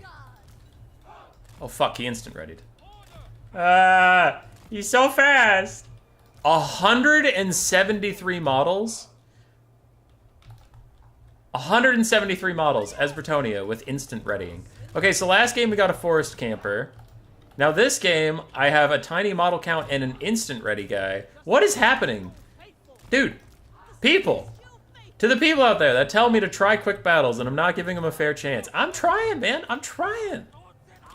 I'm trying to be a good person, and this shit just keeps... I'm so scared. Also, how am I supposed to cast Constellation of the Dragon on, like, a single entity blob? What the fuck? Oh, I know what this shit is. It's not a single entity blob. It's like 3 Hippogriff Knights or some shit. Yeah, it's just Hippogriff Knights, I bet.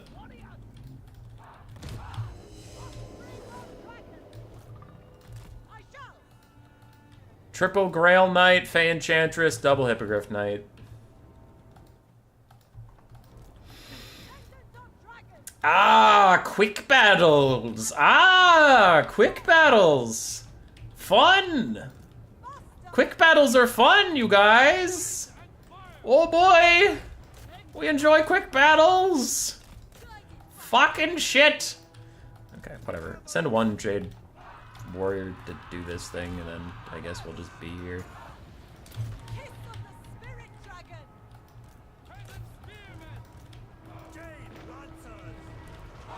Bonk. That did no fucking damage! That did nothing! God damn it, Constellation of the Dragon.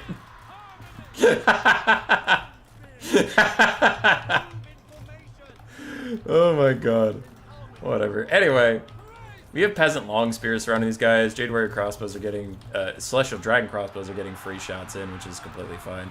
And I have ordered my shotgunners to shoot at hippogriffs, which is all they really need to be doing. As long as they stay on those hippogriffs, we'll be fine. So I'm actually going to turn your guard mode off. Okay, you didn't have guard mode, which is great, because I need you to just focus on this.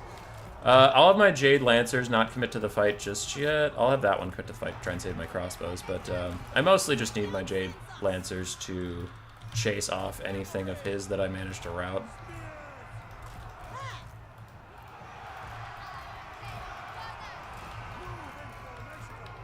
But, yeah.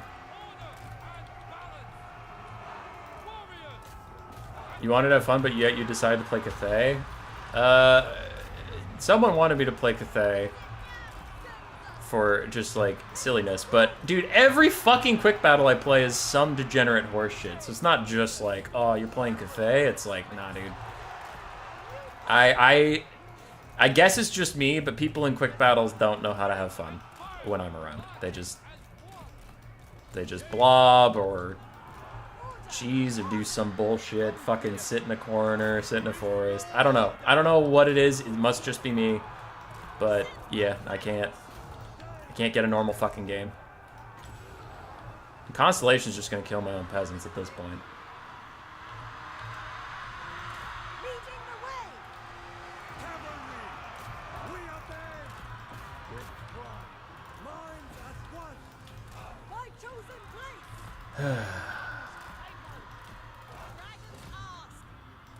Whenever she says that, I always hear the dragon's ass.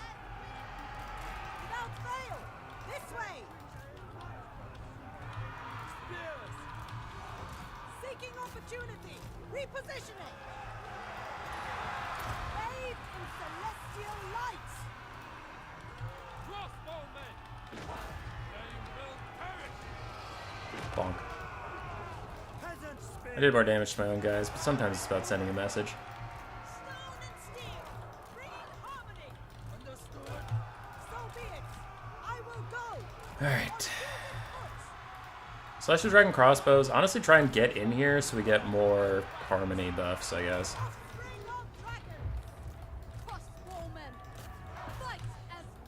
Where are my Jade Lancers at?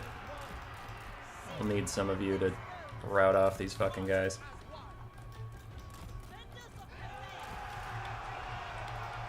Because they're getting close to routing, which means I'll now need my Jade Lancers to be chasers rather than doing damage. There we go.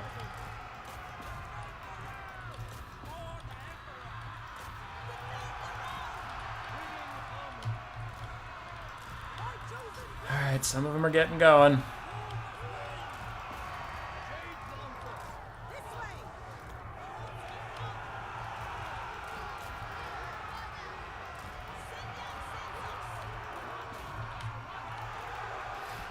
And then, since they're fucking Grail Knights, also some of them are just fighting to the death. Like, they lost a unit in here somewhere, I thought. Or the flag just moved rapidly, I guess. But still. Alright, move these spears up, because they're gonna come for my crossbows here. I'm not crossbows, they're gonna come for my Iron Hails. Grail Knights are off the map. Raise the dragon, marching as one. Cheng Yang sends us the dragon's axe. Iron hail gunners. More stabby stab. Sent by dragons. Order and balance. Jade Lancers.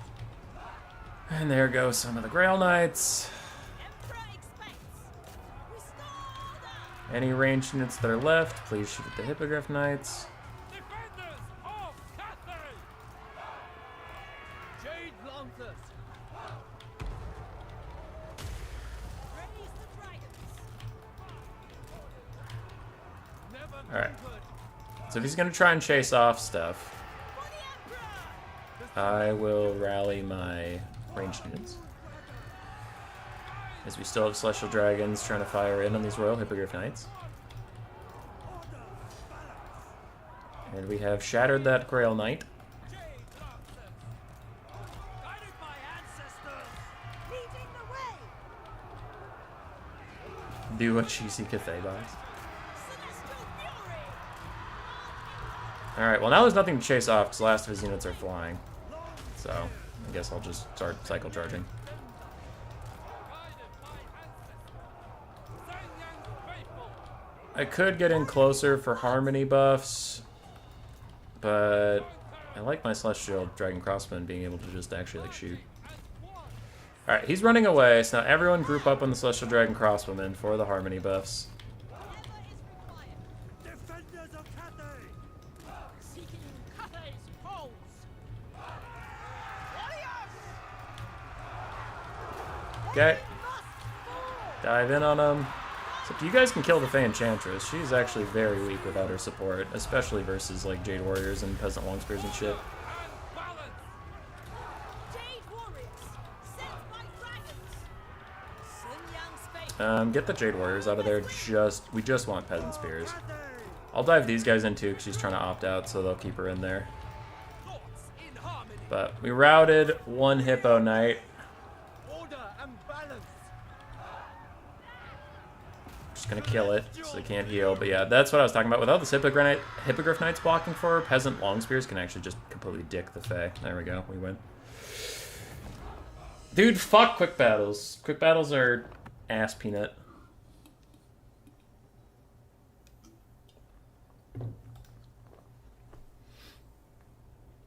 I don't know if any of my value matters, but we were there. Peasant Longspears probably did insane.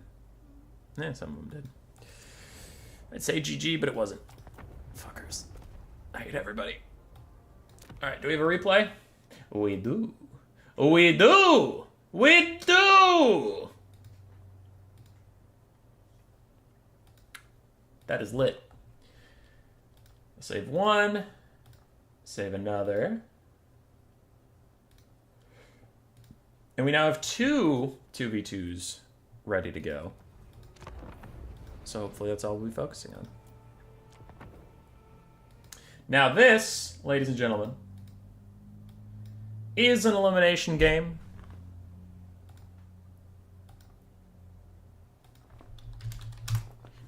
This is an elimination game. Whoever loses this is going home. Is going to be Bretonnia and the High Elves, which this is our first time seeing them today because there was lag issues with their original game. So they just took the L and let things move on. And then my game crashed, which is great.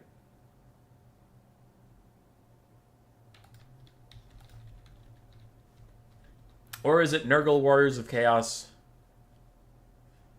who will prevail as I reload the game and get increasingly frustrated at life? Alright. Let's try this again. And I will not click anywhere. I won't do anything to upset the replay loading machine. Dun. Dun dun. Looks like once again the forces of Nurgle will be our king, judging by the unit count, and the High Elves.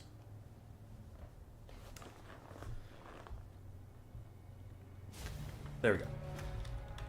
Techless, Star Dragon for the High Elves. Techless needs to stay alive.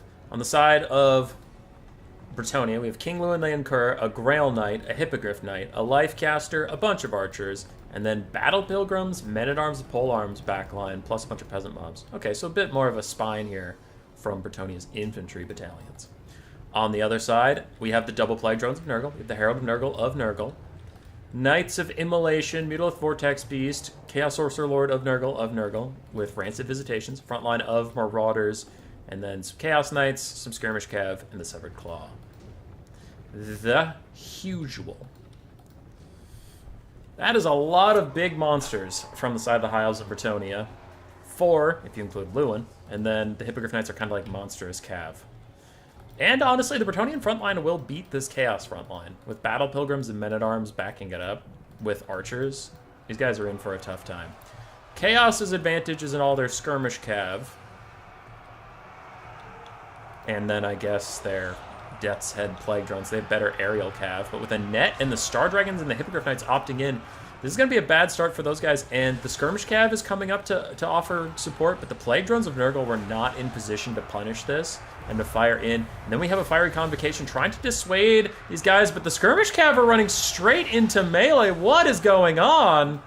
As Fiery Convocation goes straight through some Marauders, gets a little bit of poke damage, but now all these Skirmish Cav are in melee, and all these Archers are just going to Conclave of Fire in onto them. This is a disastrous start for the forces of Chaos. And I wonder if they can get out of it as a Star Dragon Breath Attack comes down, hitting all these Marauder Horsemen. They're all terror routing. Lewin gets a rear charge in, and 4 Marauder Horsemen are routing. Some of them are even shattering. They're taking so much damage. And in the backline, the Mutalith Vortex Beast and Chaos Knights are fighting against Grail Knights, but the Grail Knights decimate.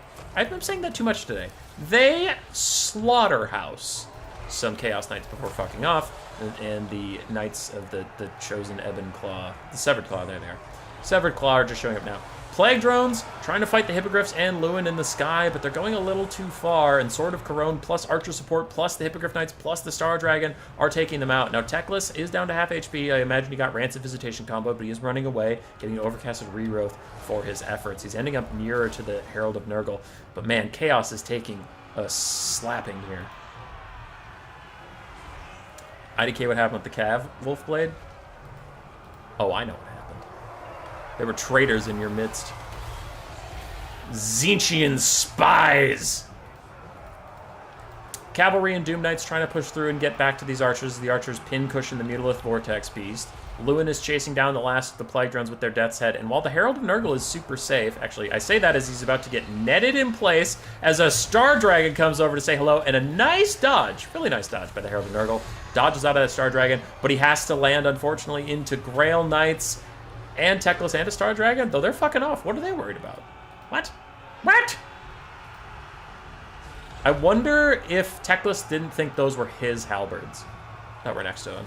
I wonder. Star Dragon's back in onto the Herald of Nurgle. Plague Drones are trying to fire at Teclis and keep him under wraps, but Teclis is just too slippery. He has a lot of healing. That's going to be a GG. It was a fun event? Yeah. It's a pretty good one.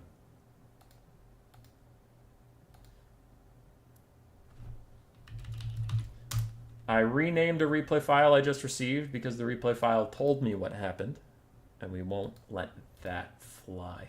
How dare you. But Floof and Sir Groot will move on. Wolfblade and Dr. Nerd had some pretty good games today. The last one was a bit of a stomp, but their first win was epic and good. Their second game, which was a loss, I thought it was hilarious, but they might not be of the same opinion because it is frustrating to lose. I hate losing, so I can understand that. But here we go. This is another win or die between Samaric Pale Ale and his companion Jack versus Sipa and his companion Salinator.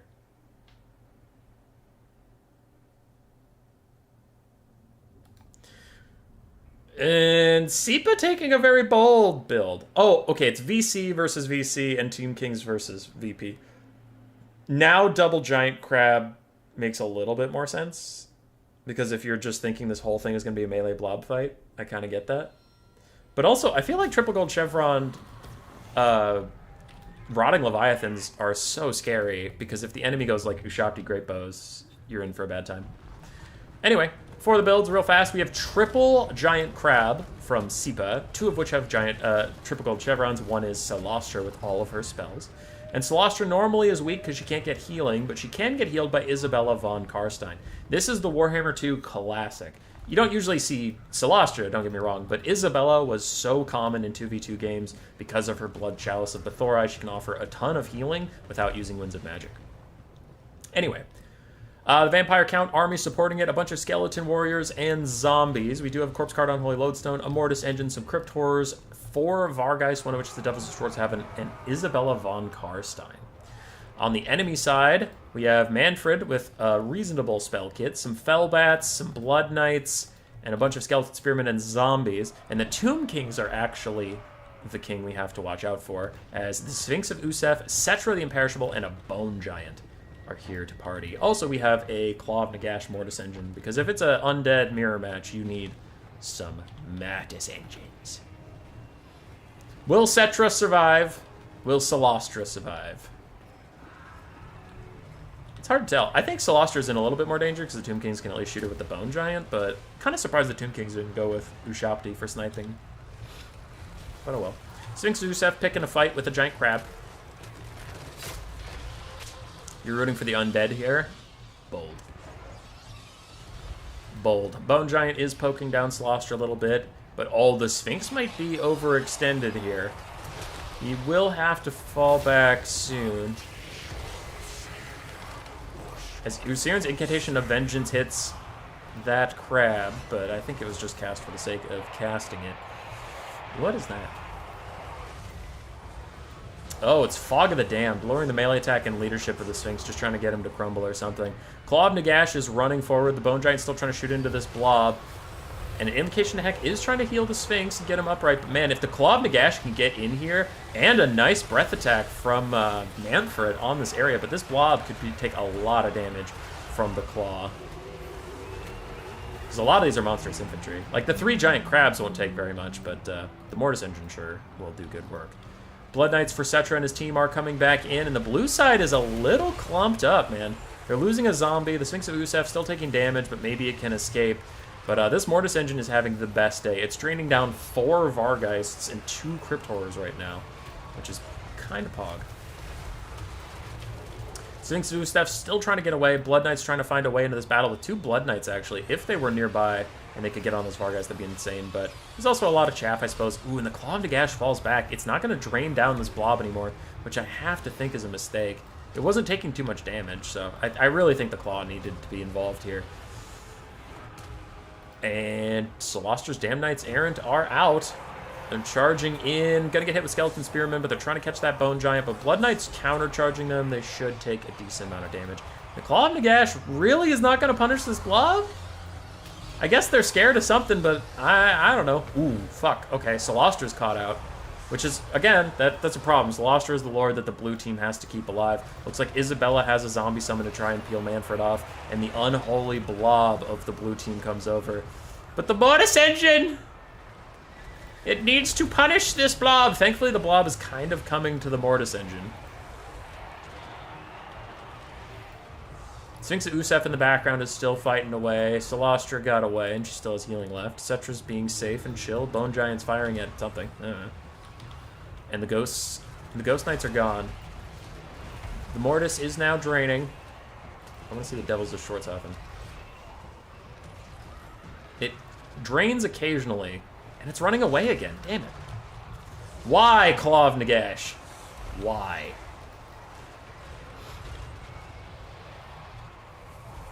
Welcome to the Bone Zone, but seriously, I was so sad the Bone Giant kept whiffing. Bone Giant was whiffing a lot. There, he got a nice hit in. Sphinx of Usef is lasting a surprisingly long time, but man, that is a lot of Crypt Horrors and Vargeist in here. And Manfred's setting up for another breath attack. You can tell because the little shooting symbol showed up above him. So there goes a breath attack. Looks like it was aiming at the crab. And a Kraken's Pull hits all these guys.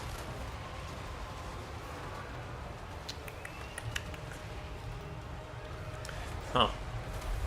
Bounce power is slowly shifting in the favor of the blue and green combination. The Coast and the Counts as they close in. Bone Giant almost out of ammunition. Claw of Nagash is healthy and chilling. The Sphinx of Usef is about to die. The Bone Giant missed yet again. This is a triple gold chevron Bone Giant, by the way. Who is missing all these shots. Cetra is trying to get a fight with Solastra. Bone Giant has 1 shot left. And Manfred is chilling on the sidelines. This is another giant crab comes back. And this undead combination horde has just been slowly pushing up into the Tomb Kings and Vampire Counts line. Claw of Nagash is now getting some good draining down. It's only gotten 1,300 value. The other one's gotten 1,400.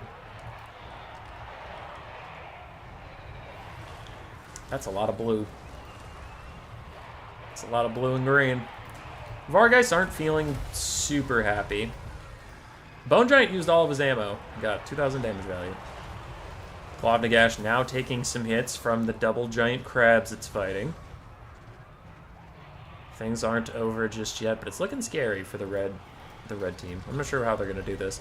Blood Knights are having the classic Blood Knight in the Vampire Count mirror match problem where they just can't really get anything done. Is that a Skullstorm? That's a fucking Skullstorm. Okay. One side throws out a Skullstorm, the other one chucks out Rotting Prometheans, but Cetra is taking a lot of damage from Solastra and her crew. Blood Knights try and charge in, but there's so much chaff between them what they actually want to hit. And a Song of Enthrallment is cast, lowering everybody's melee attack by 24. That isn't on Solastra's team. Another big breath attack from Manfred, but he can't really commit in there. He can't get involved. Manfred's trying to snipe out a Rotting Leviathan in the distance. Claw of Nagash still on the outskirts of the fight, not really committed to this whole blob lifestyle. We are seeing some heal caps come in for the blue Vampire Counts, though. Cetra's also taking a beating. It's not like it's one-sided. Red team still has Blood Knights that can do some good. And they have their Claw of Nagash. On the other side, you have a lot of multi-entity models, which are all weak to that Claw of Nagash. So I don't know. I think if Cetra can stay safe, there's still a way of doing this. But Fog of the Damned is out, once again lowering that melee attack for everybody. Also their leadership, causing the red team to crumble a little bit faster. But it is what it is. Solastra's full HP from the healing of Isabella. We have no idea where her heal cap is, so we have no idea how well this is actually going for her. And one of the Rotting Leviathans is having a bad time, surrounded by Blood Knights with a Necromancer buffing them up and fighting the Claw of Nagash. Not the Claw of Nagash really does that much in melee, but still. And our Bone Giant friend is in here. He's wandering around. He's helping out. He's having a good time. Claw of Nagash, 2,400 damage value, so that's going better than it was. 2,600 on the other side. Another overcasted invocation attack trying to heal up all these units. Manfred's going to dive in as well. They're really trying to snipe out this Rotting Leviathan. Their other Blood Knights chill. The red team really wants to get rid of all these blue infantry, though, so the Blood Knights can get a lot more done. Blood Knights would love to fight Vargeist or Cryptos. They would decimate it. I'm saying that way too much today. What the fuck? I'm so stupid. Fog of the Damned and Song of Enthrallment lowering Cetra to 0 melee attack. Blood Knights are actually getting finished off here. Mortis Engine's heal cap is within sight. Rotting Leviathan hanging on. I'm going to ×2 speed at this point as we see if this Mortis Engine can drain down all these guys. So far, cannot. It is getting bullied a little bit. Balance power shifting against the red team. Cetra's in there. Cetra's getting close to his heal cap. Quick assessment of what's going on. Blood Knights have faded away. But on the blue team, they have one Rotting Leviathan that's almost dead.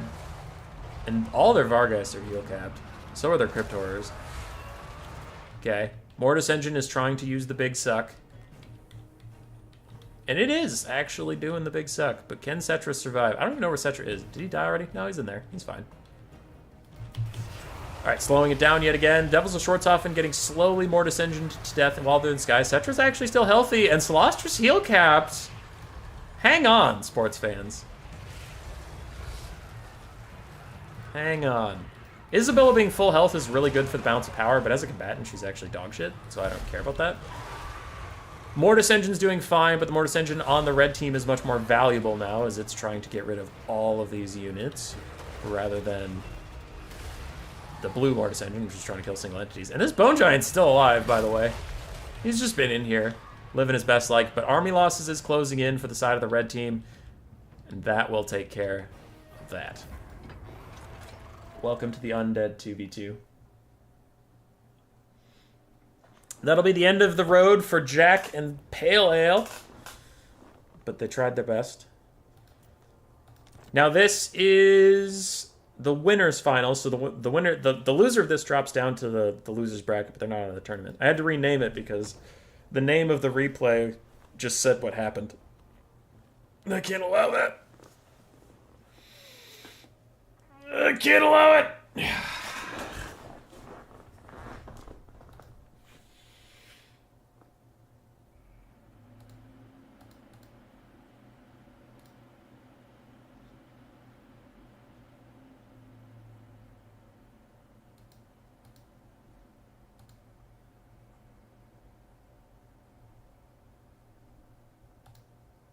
All right. Oh, fuck. We're already, like, in. Okay, I was just reading some messages and getting caught up, but we're, like, in it. Woshi? Yeah. Yeah, Woshi. How dare you. Anyway. What are we doing? What's happening? Wood Elves. So, Blags and Chalk. Wood Elves and High Elves. It looks like, again, we have Imrik and his Star Dragon companion with a Lifecaster for one side, and then the Wood Elves supporting it. We have Glade Riders, Dryads, Sisters of the Thorn with more Glade Riders, 2 Way Watchers, another Forest Dragon, and a Spellweaver of High Magic with Tempest. Triple Dragon on one side.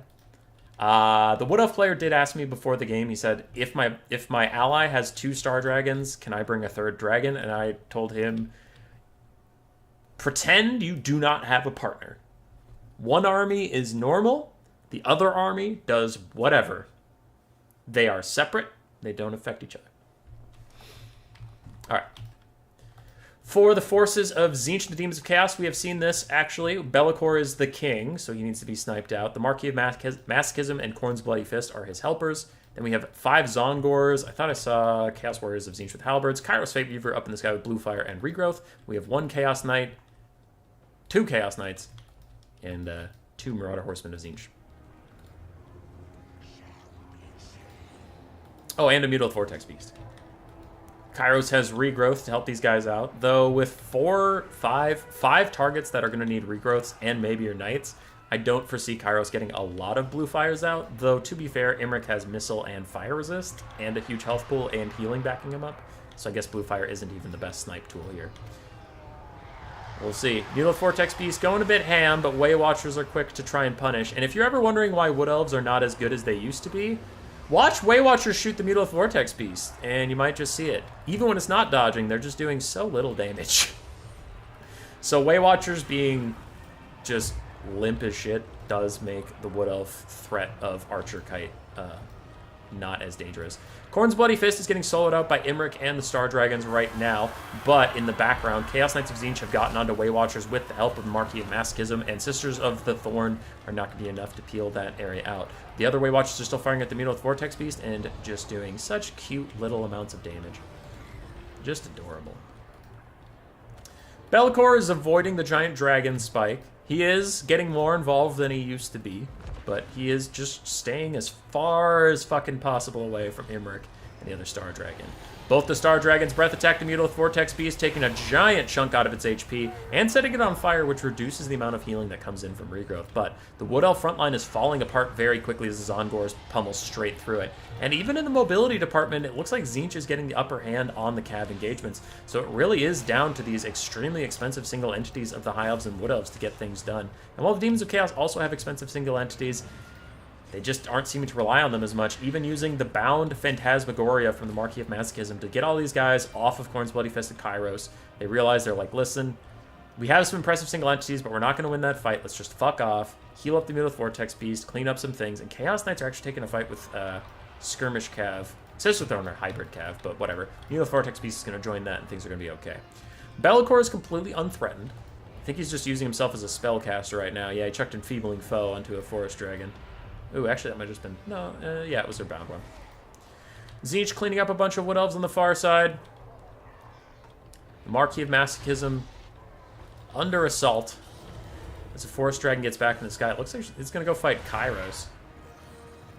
This is just kind of a wild series of 1v1 giant monster duels. Tzeentch and the Demons of Chaos take a convincing lead on the balance of power, and I definitely agree. Some healing is coming in for one of the Forest Dragons.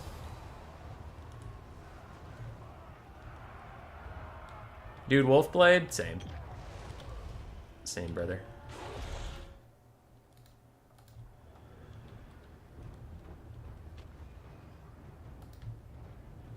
Alright, they're still having some lag issues with the same combination.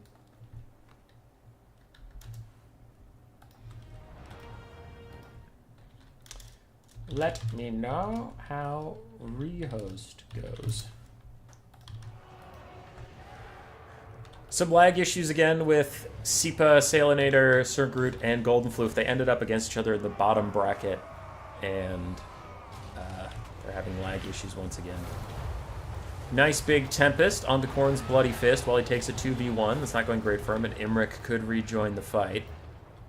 The ground game's going entirely to Tzeentch and the Demons of Chaos at this point, though. Khorne's Bloody Fist might be dead.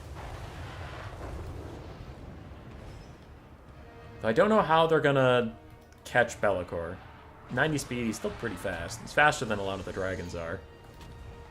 And even so, he could just land in, like, his cav or something and be fine. I don't know. Marquis and Masochism running around, helping out, being cool. Even got a... Wow. Okay, got a regrowth, never mind. I was gonna say, you got a tier 2 Fecundity from Be'lakor. That would be very lucky, considering the type of army you're building. Khorne's Bloody Fist just running away from the dragons for now. The Sky Goon Dragon Squad is being mostly ignored. And Skirmish Cavern now underneath. Imrik gonna do some good damage to him. Khorne's Bloody Fist, unfortunately, is not getting any fights. He's just trying to live. And I think it's official. With that Dryad routing, I think the red team has no ground forces left at all. They just have their single entity Sky team. Khorne's Bloody Fist is even going to land. And I think if they shatter the Dryads, yeah, now the red team's going to start taking, like, if you're flying unit penalty, shit like that. Be'lakor's still vibing. All on his own. Imrik landed to try and snipe out Khorne's Bloody Fist. And he's now getting hit with Skirmish Cav, the Mulith Vortex Beast, and Kairos, I guess, for all that matters, but no one gives a shit about that. Can Khorne's Bloody Fist get a regrowth? That would be great. As even with a regrowth going, Imrik is getting bodied right now. Looks like the end times are surely upon us. Something is getting cast. It is a Tempest. And a Bolt of Change. Wow, this is just a disaster of confusing spells. Quick Earthblood cast with the Forest Dragons taking big damage. So is the Wood Elf caster. Balance of Powers getting into that army losses territory. Especially in 2v2, army losses is a little more aggressive once you fall behind on it. And I think we can call it there. Unless these guys catch Be'lakor somehow. Nope, he just lands. And this is it. They're all in on trying to kill Be'lakor off. Imrik gets netted in place. The Forest Dragon tries to breath attack Be'lakor past Imrik. Another Tempest lands, which will do damage to Be'lakor. But Imrik's also taking a lot of damage. And Be'lakor should have that 60, yeah, Shadow Shroud. 60% damage resistance, just flat out. He's fine. What about the Lightcaster on the ground? I forgot she existed, if we're all being honest. I forgot she was there. So you win this round, but yeah. Imrik routes. Imrik dies. GG. There. GG.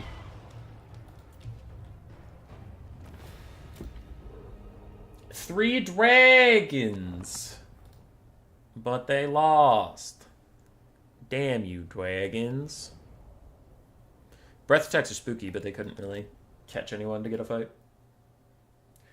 So I'll update you with the bracket again. So Pigman and Spaghetti are waiting in the finals. Mr. Chalk and Boag are waiting for the winner of Sipa, Salinator, Floof, and Sir Groot.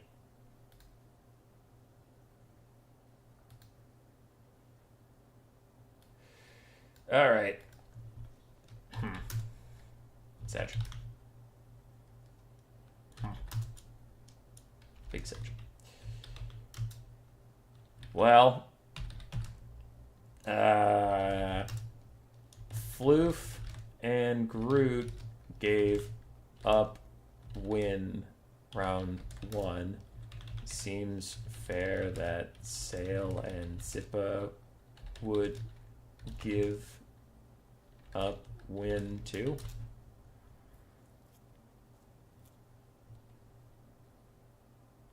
Or am I being dumb?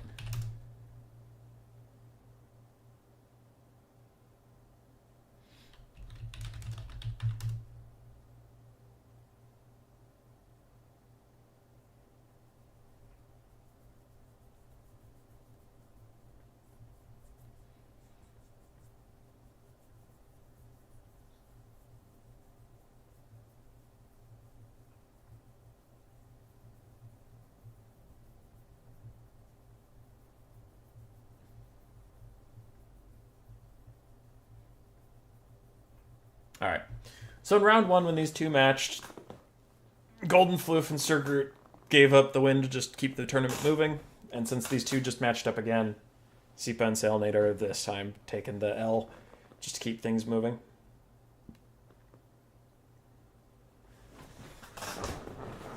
So that means Chalk and Blags will fight Golden Floof and Sir Groot. And once again, we are waiting for a replay down there.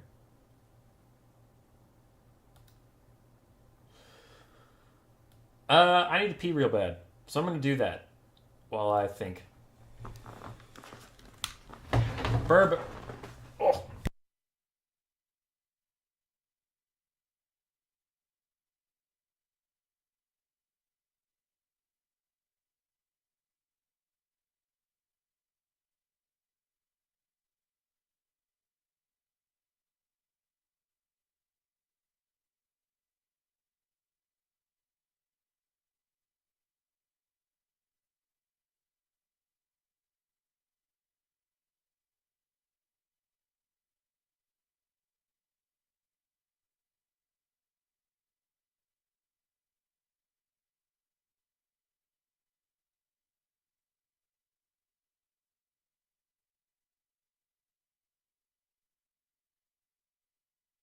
Hey! Hey! Hey! I'm back. Did I win? Am I winning now?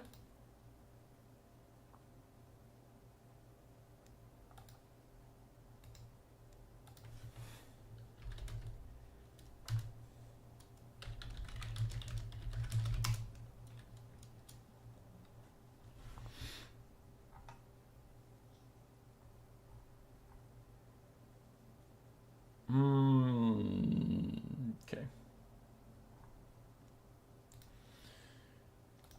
Let's put this up. Waiting on 2v2 replay. And I'll cast some replays from the Discord. See if any of them are good enough to make an independent video.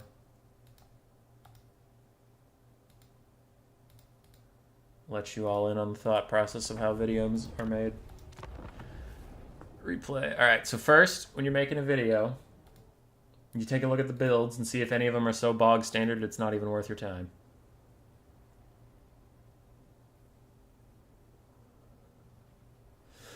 Okay, sorry, I was just reading chat for a second. Yep, that looks fine. Looks fine. That looks suspect as far as good or bad cast goes, but we'll see. And then that looks good. So army-wise, only this one I would probably delete. Sorry for that blog game, Salinator. Shit happens, dude. Shit happens, brother. Actually, we're not brothers. I'm not related to you at all. Or you'd be invited to my wedding, which you're not. So, take that.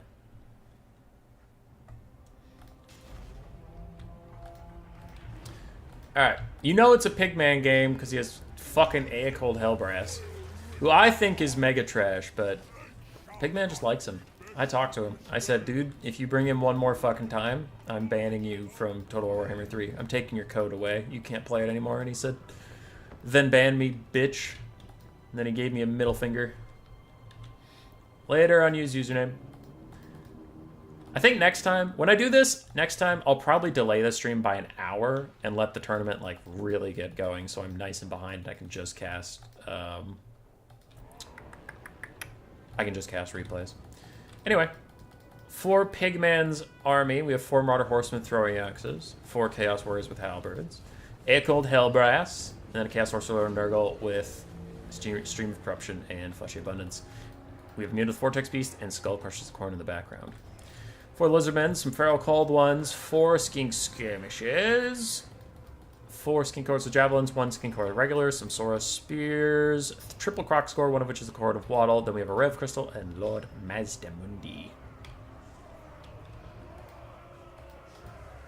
Currently, Chaos Warriors just taking shots from Skinks while these Skirmish Cav kill a Feral Cold one. Chaos Warriors aren't shielded, so they are taking a good little bit of damage here from these skirmishing forces. And I've been loving these 400 gold skinks. I forget who. It was not me, but someone played them on stream, and I was like, you know what? These are so badass. I need to try them, and they turned out to be amazing. Ruination of Cities, preemptively cast. Only one of the arcs goes into the Chaos Warriors with halberds. And now the Jav Skinks are throwing at our friends, the Chaos Warriors with halberds. They are going to dodge a banishment to the best of their abilities. All the ones are getting poked. These Chaos Warriors are taking a shellacking on their way in. My god.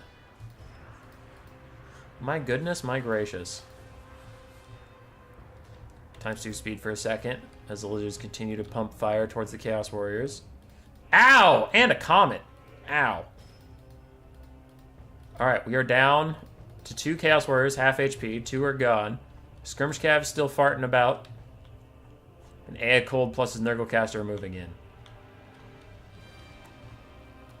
Horde of Waddle diving in onto those guys. Could get some decent damage down if they can actually isolate them, but they gotta get rid of all these halberds first, who are barely clinging to leadership. And they're still here. Mutal Vortex Beast coming to join the party. And there are still 4 Skirmish Cav running about, being safe. Another halberd routes, leaving just Aecold, a very injured halberd, and the Chaos Sorcerer Nurgle, but the Mutal Vortex Beast is here to slap some Croc scores and drain everybody else. I wonder if the Skirmish Skinks start firing at him. That would be prudent. Most prudent. Rev Crystal and an Apotheosis onto the Horde of Waddle, trying to double heal that thing up. Makes sense, makes sense. And 4 Skirmish Cav coming around the flank. Trying to poke at Croxigors. Hey, Segos. How you doing? Just casting some random replays from the Discord while we wait for our next 2v2 replay. We are currently in the losers finals, and the winner of that will go fight Pigman and Spaghetti for the finals. So a best of 1 and a best of 3 left on the 2v2 side of things, which again we are just waiting on a replay arena. Pigman, I saw you were in the chat. Once you get your opponent, do not wait for me. Send me. Actually, a good thing you could be doing right now, FYI, is talking to Spaghetti and figuring out what your guys' blind pick 3 are. So, like, let's say you do game 1, Tzeentch Demons of Chaos, game 2, Khorne Nurgle, game 3, Skaven Dwarves, or, like, you know, think about your picks. You can't repeat picks, so you can't go, like, I'm Tzeentch round 1, round 2, he's Tzeentch. Just, like, for the best of 3, between the 2 of you, you can only use a faction once. Because we just want to see some different shit. Skirmish Cav currently getting some of Mazdamundi's bound spells as they fire in on the Croc scores, getting good damage there. Aecold, the Mutal Vortex Beast, and the Herald of the Chaos Sorcerer Lord Nurgle are just vibing and surviving. And Skull Crushers have finally joined the fight, isolating out Croxigors. And Skull Crushers can do pretty well against Croxigors. Croxigors don't have enough melee defense to keep them safe, so the Skull Crushers should be able to peel them off. And after this, man, the Lizardmen might be just out of gas. How tryhard? Up to you, dude. Up to you. But you will have to diversify your factions. Anyway. Sora's getting a lot of damage on the Mutal Vortex Beast, which is concerning. But anyway, what I was going to say is without Croxigors, I am worried about this Lizardman's army capability of even killing these 3 single entities right here, especially the 2 on foot are just so tanky.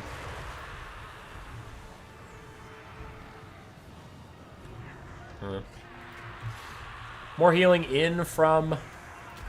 Oh, wait, this is from Chaos.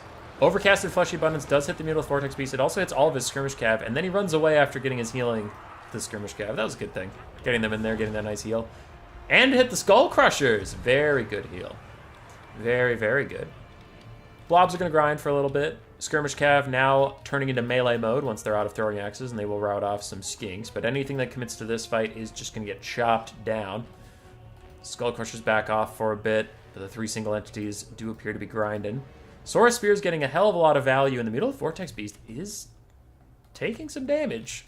He's going to heal cap here soon. I still think the Warriors of Chaos have it in the bag. What's the Lizardman's favorite car? A Mazda Mundi? Oh, you. Oh, you. Chaos Sorcerer Lord of Nurgle is also almost heal capped, as Mazda chills with his Saurus Spears. But one Saurus Spear is about to break, the other one's full HP but taking some damage. The Rev Crystal is getting massacred by the Mutal Vortex Beast. I think Chaos has it.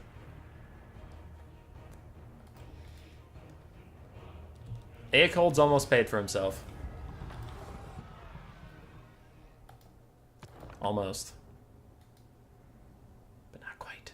Mutal Vortex Beast carrying the game as per usual. These Chaos Warriors with halberds, man, they signed up. They were ready to fight for the Dark Gods, and then the Dark Gods said, hey, how do you feel about 10 million poison darts in your neck? And you just take one for the team? Sound good. Baiting Lizardman ammo. That is fair, though. Pigman was talking about it. He got a lot of the ammo out before the Mutal Vortex Beast even joined. So then it didn't get fucking deleted by all these jabs. So all his Chaos Warriors with halberds took a bunch of damage. I mean, the Mutal Vortex Beast could carry the whole game if it didn't get shot. King of Sparta sent this in. This looks fucking wild. Okay. You know what? Okay. I'm down. This doesn't look close to me. This looks like Khorne is about to just get slapped into next year, but let's fucking see. Neither side has a caster, though. So there might be something to it. It's Nakai and Triple Croxagore, no caster, versus a Silver Chevron Bloodthirster and some Skull Crushers. Fine. No, it's fine. In the trees, Chosen of Khorne with dual weapons and 2 Skull Crushers. Out in the open, we have Chaos Warriors of Khorne with dual weapons, 2 Marauders, a single Minotaur, a Bloodthirster with Silver Chevrons, and Valkia the Bloody with, it looks like, all of her abilities. On the other side, Razordon Hunting Pack, Triple Croxagore, there they are.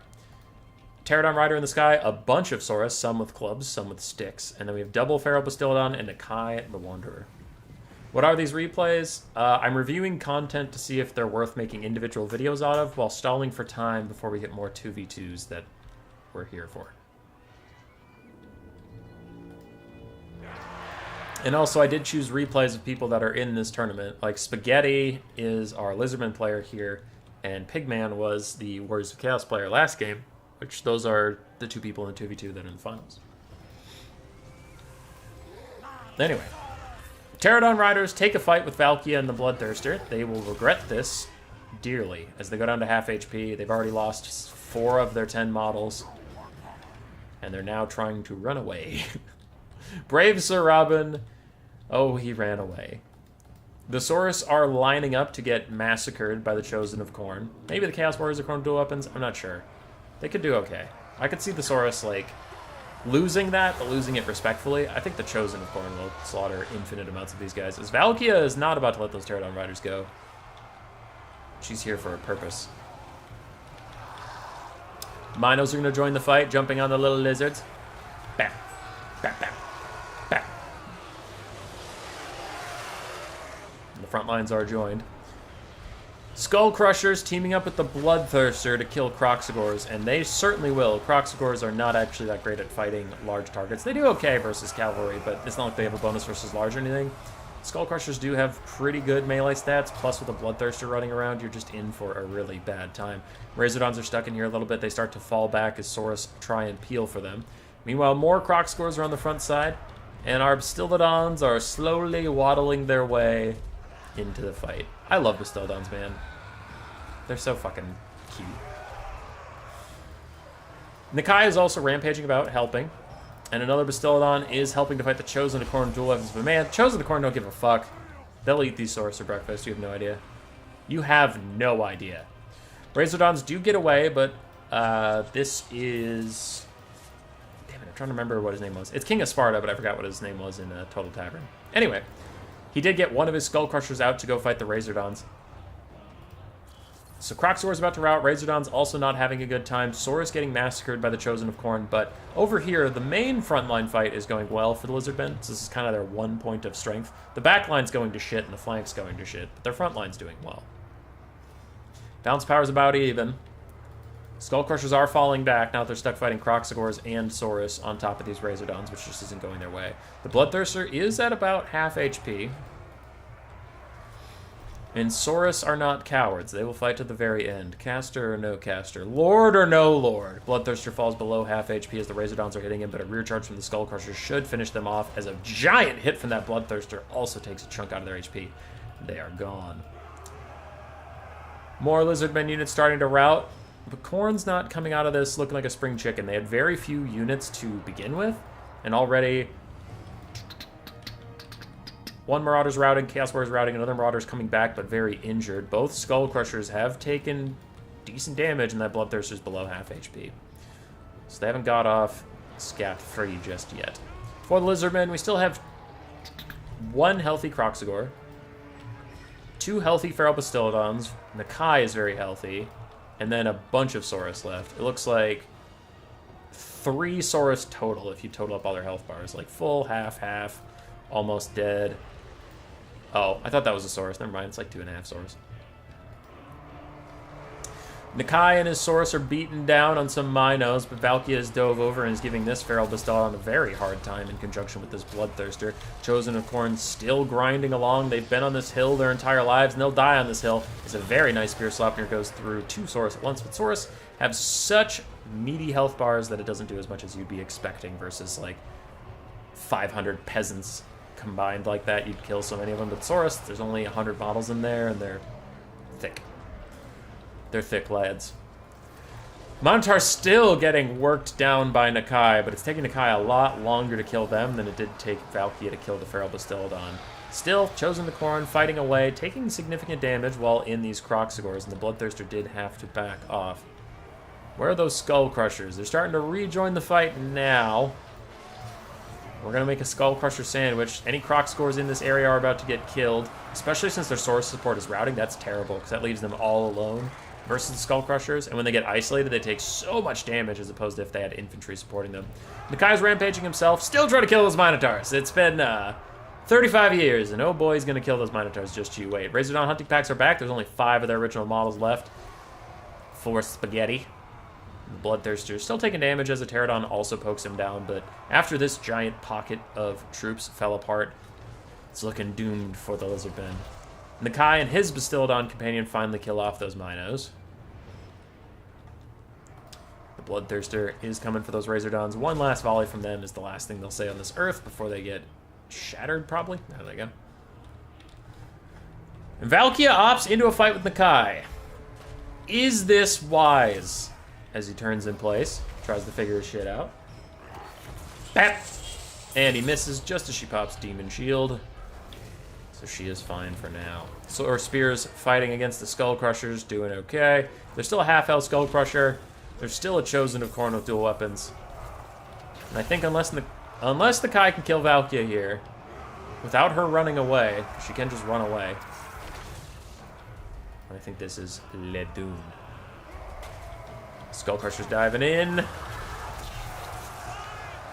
Nakai, I thought I saw Rampage going down, but I guess not. I guess not, it's fine. I guess I'm just on the drugs again. Miasma of Despair, trying to get these guys to rout, but the Skull Crushers are so healthy, they're not going anywhere. Bloodthirster just joined in. He actually still has 79 leadership. Huh. He's not very upset with how much damage he's taken. Anyway, things are getting increasingly bad for the Lizardmen. They do still have some Saurus on the low ground, but the Saurus aren't near the fight that's going to end up mattering, so they're just not going to be a part of this. Kroxgor is charging downhill, trying to rejoin the fight. They will rout off Marauders, but I imagine they'll get rear charged by Skull Crushers in just a second here and get pushed off. As another Pharaoh Bastilon goes down, Nakai is doing admirably in here. He's fighting his ass off for being surrounded. Kroxgors do need to get a downhill charge. Saurus need to waddle over here as fast as they can to try and support Nakai, try and get some bodies around. But the bounce power is getting worse and worse. Nakai is actually going to die. And that for sure will be army losses if Nakai dies. Lizard Bros need a caster. That is GG. Chosen of Corn with a 1700 value. Love Chosen of Corn. Badass as hell. And Skull Crushers, again, doing really good work. King of Sparta is maybe the only person I see make Skull Crushers look like a unit. They look like dog shit when anybody else plays them, but he had 2 games in that same tournament that looked, made Skull Crushers look good. I have 2 more games to review for replays. Anything below the autosave I already reviewed and said it's good, and I'm going to cast those for the channel, but I was just casting these while we wait for our 2v2 replay, which has gone on for a while. I'm going to check in with them.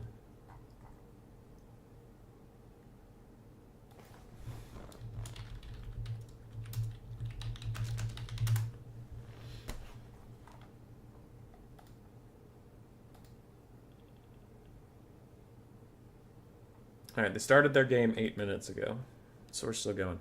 Sloppy banger. In a different context, I would be demonetized. This looks like a quick battle, because I don't know who Propofol is, but I do know Boojilicious. Expert streamer over on Kick.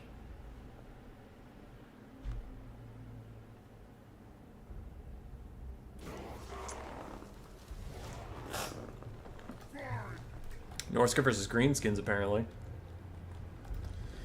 Fought in Norska, it's a bunch of dogs. Norskin Ice Wolves, Norskin Warhounds, paired with some Marauder Horsemen, interestingly enough, not Skin Wolves. And in the distance, we have 2 more Marauder Horsemen in the vanguard. Throg the Troll King leading the army with Marauders, and a backline of Marauder Champions in the Brutes of the Hound. Metalcaster with Searing Doom and Plague of Rust, and the Soul Crusher War Mammoth Regiment of Renown. For the Green Beans, I saw some Goblin Wolf Riders. We also have Black Orcs. Looks like 2 of those guys. 3 Savage Orc Arboys, Wurzag, with all of his usual buffs. A Giant, some regular Trolls, an Orc Boy Frontline, and a Goblin Rock Lava. Regular Trolls. Okay. I think regular Trolls are real bad, but teach their own. People can be wrong. It's okay. Trolls turn around and start lumbering back towards these Skirmish Cav, flailing their sticks about. Skirmish Cav's gonna try and run. A couple of them get caught and knocked down by ye old Trolls. But they'll mostly get away. Mostly. Greenskins do not have any mobility advantage here whatsoever. All the Skirmish Cav and dogs should be able to run them over. Their front line should win. Versus basic Marauders, Orc Boys, and Black Orcs will be just fine. Skirmish Cav trying to poke down the Goblin Rock Lava, but they're getting counter-fired at by a lot of Savage Orcs. The front lines are here. Where's the Soul Crusher? Soul Crusher and Throg are chilling. Looks like they didn't want to get pin cushioned while they waited for their troops to get here, but Marauder Champions will do well. Brutes of the Hound will also do well. You just have to watch out for Black Orcs. None of them are really suited to fight Black Orcs. Even Marauder Champions, they're just tankier. They don't do more damage. Norskin Ice Wolves sacrificing themselves to kill the Rock Lavas, while the other Warhounds try and get a rear charge on the Goblin Wolf Riders. And also Ice Wolves getting the Savage Orc Arboys. Now, if these guys don't have guard mode on, they can fight back really well against dog units, but we'll see how that goes. Overcasted Searing Doom throws out more than usual, hitting Orc Boys and Black Orcs, but really doesn't do that much damage. And the Soul Crusher and Throg are wandering through an empty front line, waiting to get involved. How to rate the Soul Crusher overall? Overpriced. Mammoths in general don't have great charge animations. They just kind of like do this, and they don't do that much damage. So if they had a better charge animation for killing out infantry, I'd rate it higher. I wish Mammoths had a lot of splash damage and very little single target, so that they could kill infantry very quickly, maybe even cav a little bit, but they'd be terrible against other single entities. Instead, they feel like they just have not a lot of damage overall. Even though they have an impressive weapon strength, it doesn't go very far. Anyway, first Wa is out for the Greenskins. They are slapping down the Norskins, actually, as far as the front line is concerned. The Greenskins are actually up on the balance power. We do have some trolls and orc boys wandering off in the distance, though. Those will have to be rallied.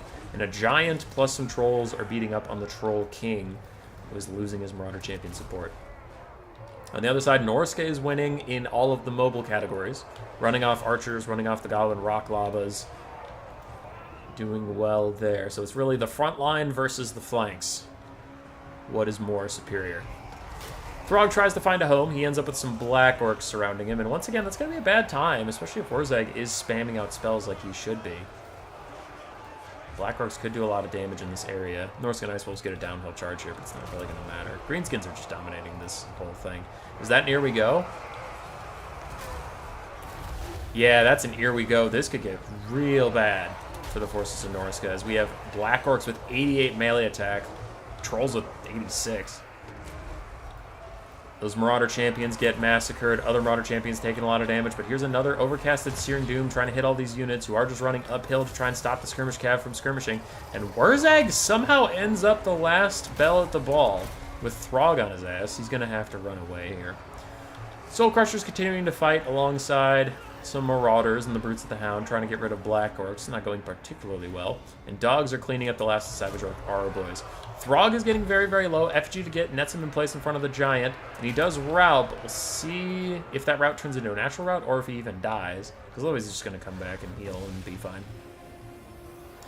But if Throg routes, there's really not a lot Norska can, Greenskins can do about it. With all the skirmish cav and dog superiority, Wurzag is the only thing that can keep up with Throg, and if he chases him off, then he'll just get surrounded and killed in the distance. Giant is back, slapping at Throg once again. Fight or Die is going to keep him in the battle for now, and the Soul Crusher is here offering a little bit of support. No, it doesn't have the support aura like some of the other Mammoths do. Why? That's stupid. Bounce power is still about dead even. Norska's infantry battalions are falling apart. Even the Unbreakable Brutes of the Hound are running out of gas. But Soul Crusher's still full HP. Nice little Searing Doom dodge from the Greenskins. And behind me, did those trolls ever come back? Oh, there's a full health troll and an almost full health orc boy in the distance that had chased something off that just need to return home. Norska with a bit of, not Norska, Greenskins with a bit of a slip up there. Norska still have 3 skirmish cav, all firing in on the Giant who's dueling the Soul Crusher. And losing. He's not even facing the right way, he's facing dogs. So Giant's dead. Throg is healing, Skirmish Cav are here, Marauder champions supporting the Soul Crusher are vibing, and the caster's still alive. Bounce power thinks Norska's slightly favored. I might give it very favored at this point. We have a Black Orc, we have a Orc Boy in the fight.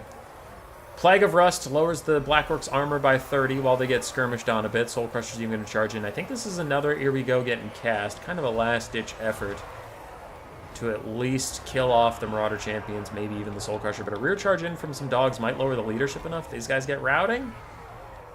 Maybe? Oh, get back here from Wurzag actually is going to keep them in the fight for a bit. So the dogs will probably route off any second here. Marauder champions still fighting it out. And those trolls and orc boys still aren't rallying! Come back, you fucks! That makes me sad. I mean, without them, this is surely doomed. Soul Crusher starts to take a little bit of damage for the first time this game. It's not going to be nearly enough. Fast forward for a bit. Throg charges back in with Skirmish Cav support. Black Orc's the only thing staying in, but Wurzag gets some decent damage back onto Throg, but the Wintertooth Crown makes him unbreakable. And he will stick it through.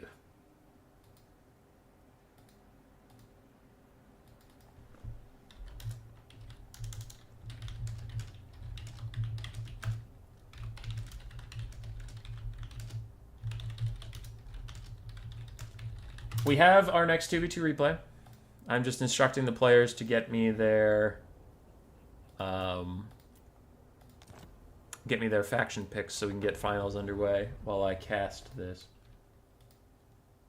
So 1 moment, please, my friends.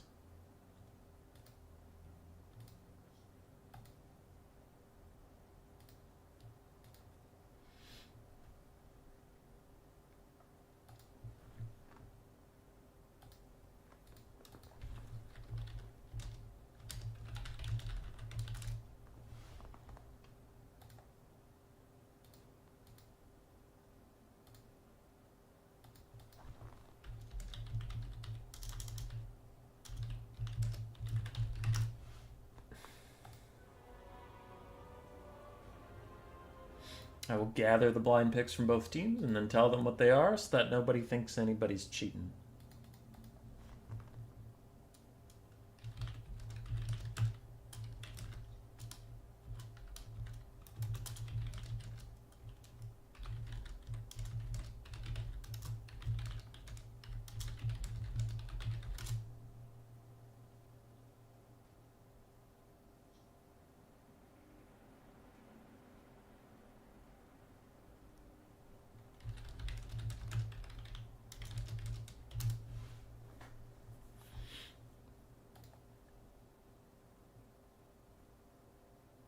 Alright, we're gathering up those replays. Not replays, gathering up those picks. Oh.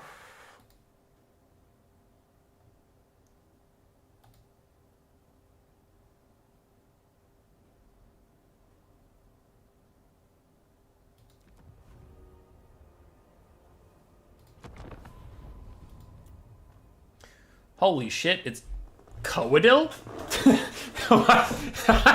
What the fuck is Coadil here?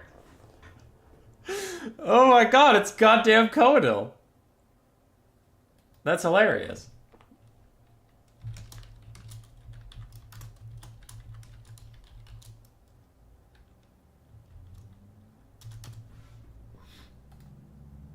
That's kind of badass. I'm so down for that. Let's go.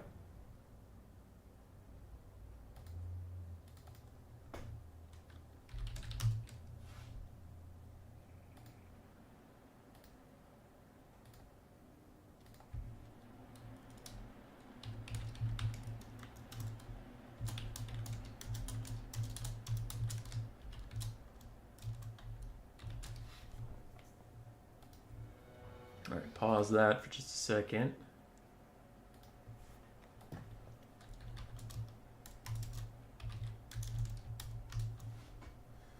I have one team's blind picks. The other team is working on it.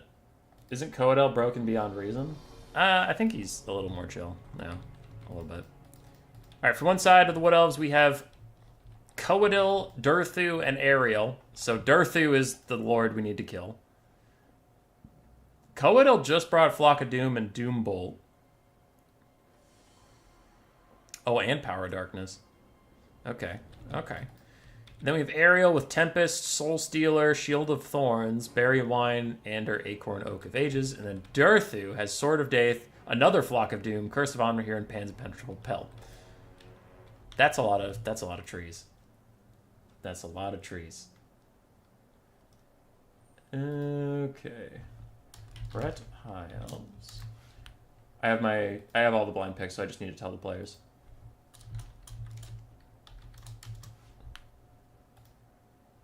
Dark Elves Lizardman.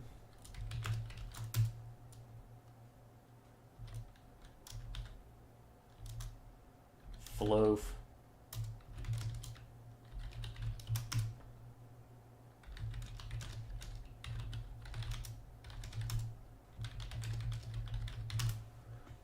Alright. So finals is now underway. We also have, for the High Elf army that's supporting them, I'm now fully focused on this replay, we have 2 Dragon Princes, a front line of Silverin Guard, a back line of Archers and Lothern Sea Guard with shields, with an Archmage of Light in the sky with Net and Shem's Burning Gaze. And that is, I believe, Blags and Chalkcrow. On the other side, for Golden Floof and Sir Groot, we have Teclis with Double Star Dragon, again, so Teclis is the lord they need to snipe out. King Lewin Leoncoeur, supporting the Bretonnians, front line of Peasant Mobs, secondary line of Men-at-Arms and Battle Pilgrims, Archers in the back like we have seen, and then Knights Errant and Grail Knights on the ground, 2 of each. And did Bretonnia bring a caster? There she is. Damsel of Life. Regrowth, Earthblood. The huge.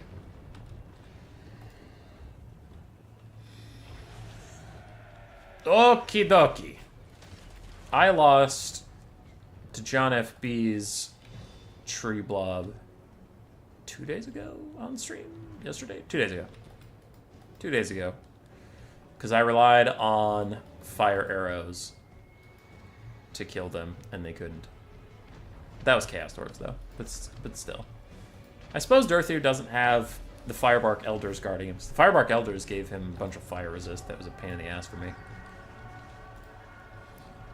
Regardless, the Green Knights, I love that he picked the Avalorn color scheme to support the Wood Elves, because then it's like Green Knights guarding the giant trees.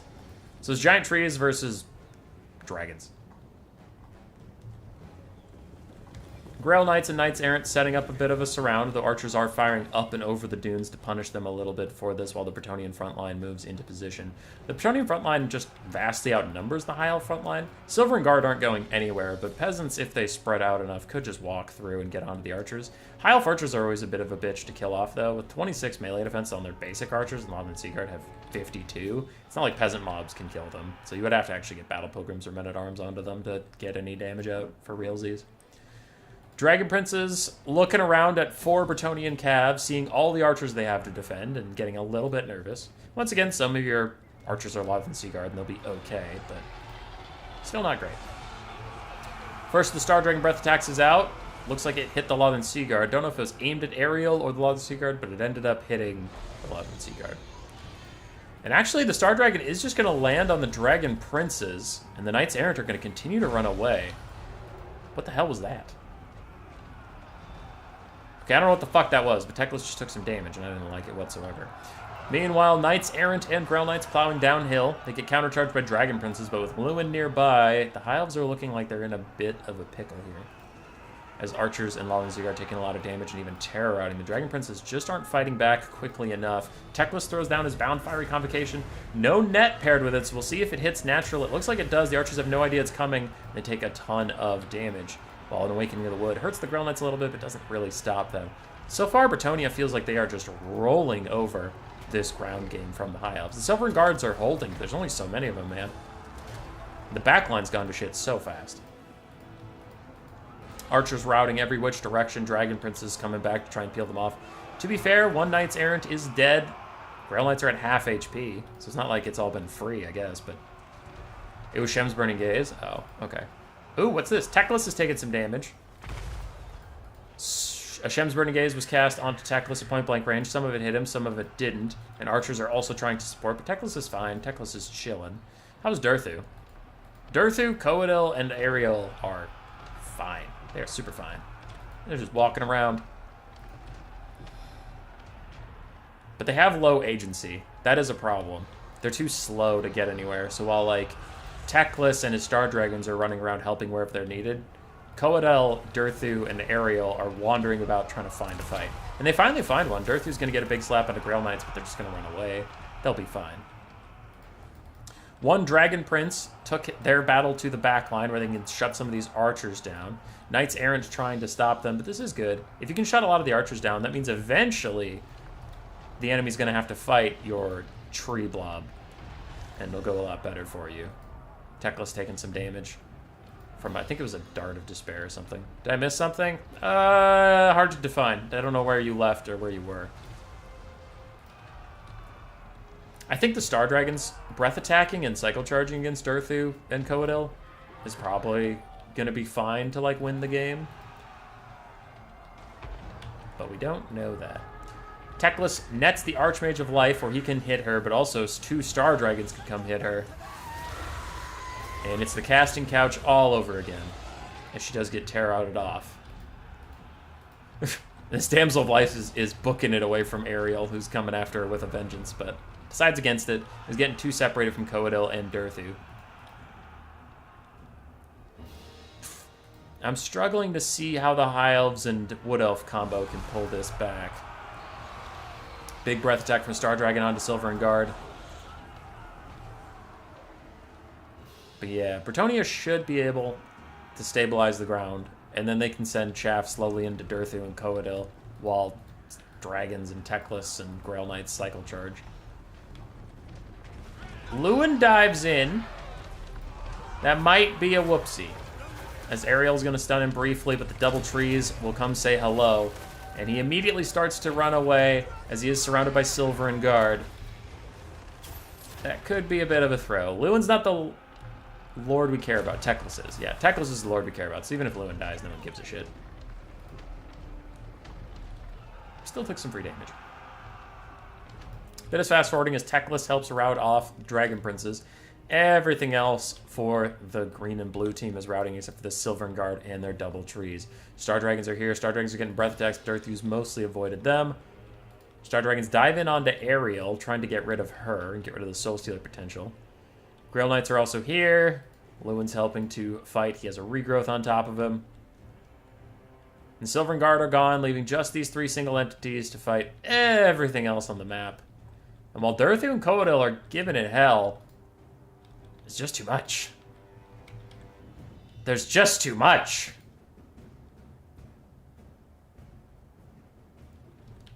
Ariel routes and dies.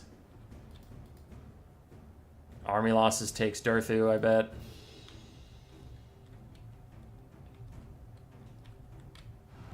That's that.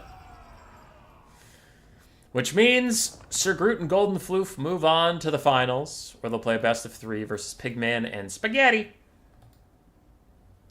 Which faction do you think has the lamest banner color for units? Beastmen. Beastmen, by far, 128%. It's all brown and gray. That's all it is. Brown, I guess like maybe orange. Maybe, but I consider it like tan or brown. White, brown, black and brown, brown and red, white, red, red, black or gray, brown, brown or orange, white, and we're back to the start. Beastmen have the lamest, for sure. Skaven color schemes are okay. They're not the best. There's a lot of red and a lot of greens. They're a bit of a Christmas faction, but they're fine. Green's my favorite color, and they have some black ones as well. Black's my second favorite color, so I'm chilling, but their color scheme isn't great, objectively. I'll give Nurgle, Slaanesh, Tzeentch, and Khorne a pass because they're brand new and they don't even have a lot of sub-factions yet. So I'll give them a pass for now. Lizardmen have a wide diversity of colors, so that's pretty good. Because I think, like, being objective, the more color options you have, the better your flag game is, because then people can pick whatever they want for their faction. High Elves have some decent diversity, too. Yeah, High Elves, Lizardmen, both looking good on the flag front. Skaven, not so much. Empire's pretty solid. Hell, even Dark Elves are pretty solid. A lot of different flags. Dwarves also pretty good. A lot of the Game 3 factions just haven't had the time to get a lot of reps. Actually, Kislev has some decent diversity. Blue, purple, gray, red, white.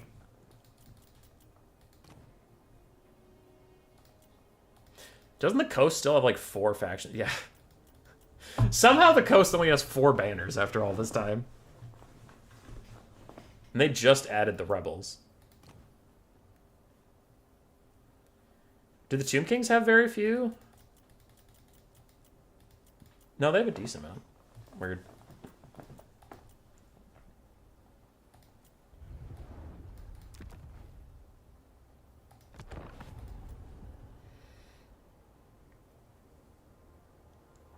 All right. We'll cast the last game left in my portfolio of random shit. Oh, I forgot to take down the waiting on a 2v2 replay while we actually cast the 2v2s. Well, shit. Hey, it's Grom the Paunch. Haven't seen that guy in 60 years. And Boojilicious is using my Plague Monks. This is already the best replay of the day.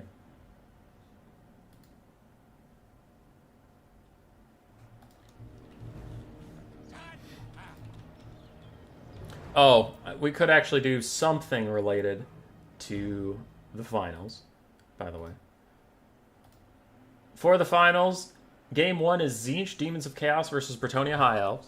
So both teams opted for the factions they've been playing this whole tournament with. Game 2 is Warriors of Chaos Nurgle versus Warriors of Chaos Vampire Coast. And if it goes to a Game 3, it is Lizardmen Grand Cathay versus Dark Elves and Lizardmen. Okay.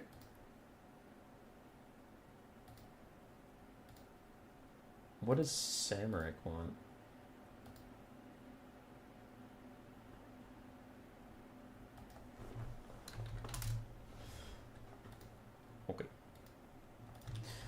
Back to casting this while we wait for a 2v2. Skaven army from Bootylicious, triple Plague Monks, triple Poisonman Globes, a whole bunch of Clan Rats Spears, Clan Rats Regular. Then we have 3 Rat Ogres, Ikit Claw on his Doom Wheel with Flensing Ruin, a Packmaster, and Ikit Zap Zap Warp Lightning Cannon. Straightforward.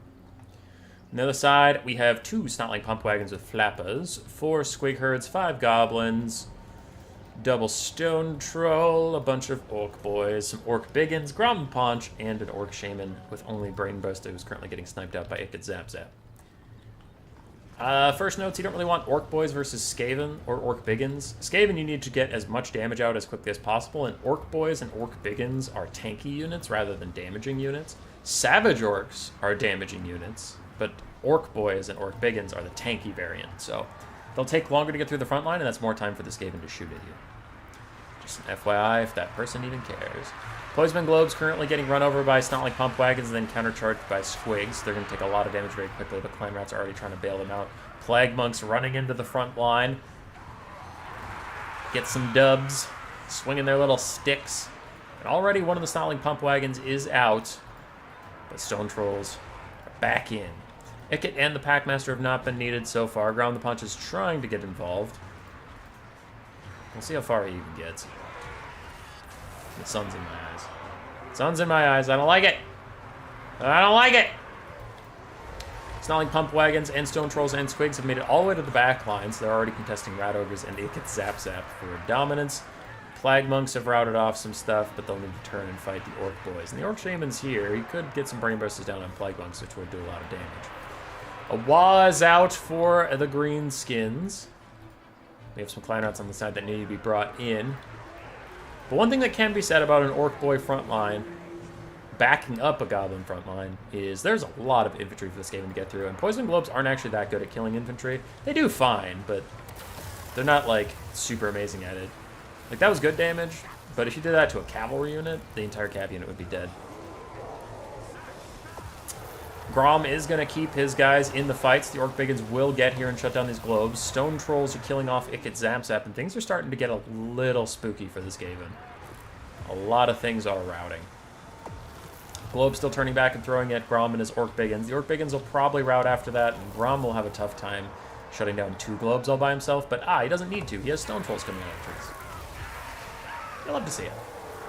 Meanwhile, Orc Shaman is almost routing, Squig Herd is also almost routing, and Orc Boys are routing in the middle, so Ikit Claw and his Packmaster are still doing fine. Grom's at half HP, and he is trying to regen back up. But he has 2 very healthy Stone Trolls helping him keep shit together. Greenskins have a ton of disparate forces that have to be rallied and brought back to the fight, but they're AFK right now, which is making me concerned for the Greenskin players' chances of winning. Stone Trolls are being used to chase off globes. That's fair. Unfortunate, but fair. Whether he meant to do it or not, that is like a decent play to do. It just sucks that you don't have any Squigs or Wolf Riders that can do it for you. Stone Trolls fighting against these Rat Ogres, though it looks like Grom popped all of his buffs, and he's actually trying to get out of here. While his buffs are popped, he's trying to leave this fight, which is a bit unfortunate, timing-wise. Packmaster's locked down in some Goblins. He should tear them off soon enough. Plague Monks on the far side are still killing Orc Boys, and Rat Ogres are chasing off other Orc Boys. Bounce power is even, maybe slightly Greenskin favored, but we'll see. A lot of that bounce power is probably in that healthy troll that's off in the middle where nowhere doing its own fucking thing. But Grom is ganging up with the lads to beat up a Packmaster. Haven't seen that in a while. Go Grom, go. Flensing Ruin's gonna take your ass out, but you know, good luck to you, my friend. Brainburster hits some Plague Monks. Greenskin's getting some good plays in the late game. Still need to rally these Orcs a lot quicker, though. That is one thing, is they gotta rally their units that have routed. Much faster. Stone Trolls bodying fools in the background. They again have to rejoin the fight. But again, good on them for chasing out the globes. They're going to need to come back eventually is my main point here. Grom is taking some damage after that Flensing Ruin pushed him very low. If he can kill the Packmaster, he could probably actually kill Ikit too. Ikit is a piss-poor melee combatant. But the Packmaster is something to be scared of. Terror Route for Grom. Doesn't he have ITP? How the fuck is he Terror Routing? Okay. Okay, that's fine. No, that's fine. Just Terror out a guy with ITP. That's okay. Nothing matters anymore. There are no rules. Stone Trolls in the distance. As the second was popped, there's very little greenskins actually in melee combat, which is a bit of a waste. And like I said, these Stone Trolls are just standing around, which is going to be a killer for the greenskins in this late game. It's just how, unfortunately, slowly they are gathering their forces. Packmaster still trying to chase down the Orc Shaman. Goblin Snotling Pump Wagons with Flappas trying to stop him, but they're not nearly as broken as they were a couple patches ago. They can't just solo them out. Ikkit's going to terror out off some Stone Trolls unless they get support from Grom, who will give them ITP. Doesn't look like he's going to get there in time, though, as they do rout now. And now Grom is joining the fight. Orc Shaman is routed yet again. And the full health Stone Trolls in the distance, standing still! Isn't Grom only high TP with high leadership? No, he has... Language of Du Bois gives him ITP when he's in melee. So the game must have had like 0.1 second where even though he was in a blob of enemies, he wasn't in melee, and then he terror routed. A lot of greenskins are routing. The full health Stone Trolls in the background finally attack another Poisonwind Globe, but they are very, very late to this fight. But this is what I was talking about, man. If Grom the Paunch gets a fight with Ikkit, he is completely fine. And Lucky Banner is going to be up for the first 5 seconds of this Flensing Ruin, saving him from a lot of damage, and Stone Trolls are rejoining the fight. Is this a moment? The greenskins can claim the game if they can kill Ikkit, but a Packmaster is also here. Grom's giving ITP to these Stone Trolls, so they won't tear out just yet, but man, Grom's taking a lot of damage. Axe of Grom is popped, giving him more weapon strength and armor sundering, but he can't seem to hit Ikkit. He's instead hitting the Packmaster now, which isn't entirely the player's fault. Full health Stone Troll trying to rejoin the fight now. He will be very welcome when he arrives. Ikkit is routed by Grom. Holy shit. But Grom's opting out. I think that is the wise choice not to sit right next to this Packmaster, even if it means routing off Ikkit. You probably do have to get back to your Stone Troll friends. Squig Herds are fighting Plague Monks. How's the rest of the map looking? More Goblins fighting more Plague Monks. Some Flappas might be rallying. But it is largely this Packmaster and Ikkit versus Grom and the full health Stone Troll. Now Grom is terror routed and standing perfectly still. And Stone Trolls go through him while he is terror routed and standing perfectly still to beat up the Packmaster. Okay, that's fine. Everything's fine. Don't know how that worked, but that's okay. So Grom is still trying to heal up next to his Stone Troll Guardians. And Ikkit needs another Flensing Ruin, but he's cast so many this game, I don't know if he has another one on standby. It's not like he has unlimited power or anything. More Stone Trolls have rallied. 15 out of 16 models, a lot of DPS left in them, but their leadership is low, and without Grom nearby, they are not immune to psychology. So the Packmaster charging them could kill them off at any moment. Stone Trolls trying to fight. Leadership's getting lower. And they do terror out, which will probably lead to a shatter. Yeah, there they go. They're shattered. For Boojlicious, we have 2 wounded Rat Ogres, a wounded Plague Monk that can rejoin the fight. Packmaster at 2/3 HP maximum, and Ikkit Claws at 1400 HP with no healing. On the other side for the Greenskins, it is literally Grom and these Stone Trolls. Fast forward. As Grom is just trying to buy time to regen. Another Flensing Ruin. Does he have Lucky Banner? He should pop it. He should have it, too. Yeah, it's off cooldown. He needs to use it. Now he's in the fight. There go all of his abilities. So he has increased leadership, a ton of melee attack, and he has 40% damage resistance, but he's taking so much fucking damage from the Flensing Ruin and from the Packmaster ganging up on him. 2 seconds left on the Flensing Ruin. Now it is fading away, but Rat Ogres come over from the trees, and they're gonna push him off along with the Packmaster, but the Stone Trolls are surrounding these single entities. If they just swing at anything, they could get insane damage down, but they're standing around, and all of a sudden the game is over. How dare those Stone Trolls not swing? Stone Trolls did fine. Yeah, they did more than fine. They did great. Grom did, honestly, pretty well. The Orc Boys really struggled with their value back. Squigs did fine. Goblins did okay. On the side for Booj, Ikkit did great. Ikkit Zap did okay. Packmaster did okay. Rat Ogres did okay. Plague Monks did okay. Globes did fine-ish. Clannis did alright. GG. And that's it. I'm out of replays I don't want to make into videos. Those 5 that are in front of you are going to be videos. I still don't have a replay from the first 2v2, but I wonder if it's lagging.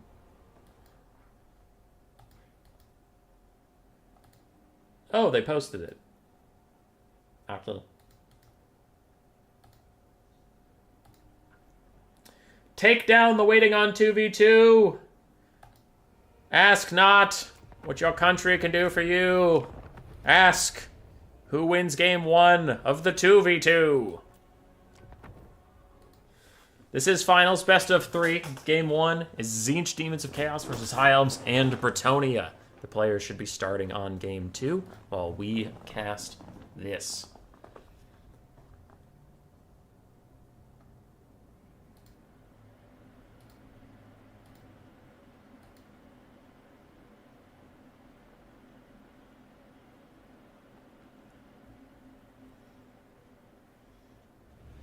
All right, looks like both teams are sticking to the models that gave them success to get to the finals.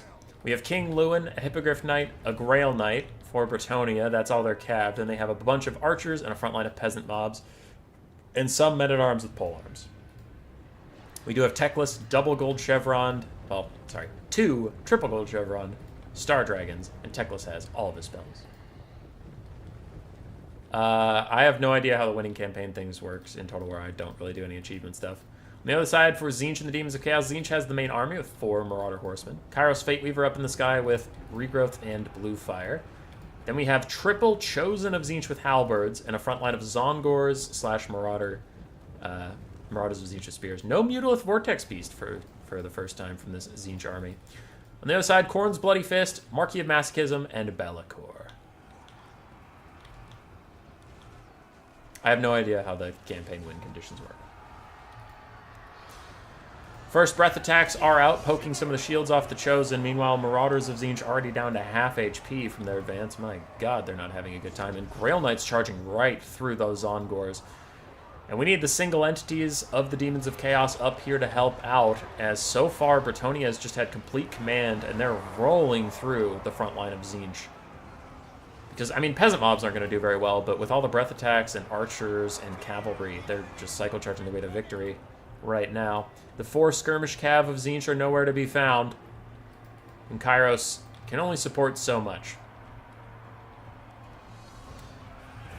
The Bound Fiery Convocation of Teclis, not paired with a net, does mean the Chosen of Tzeentch just dodge it.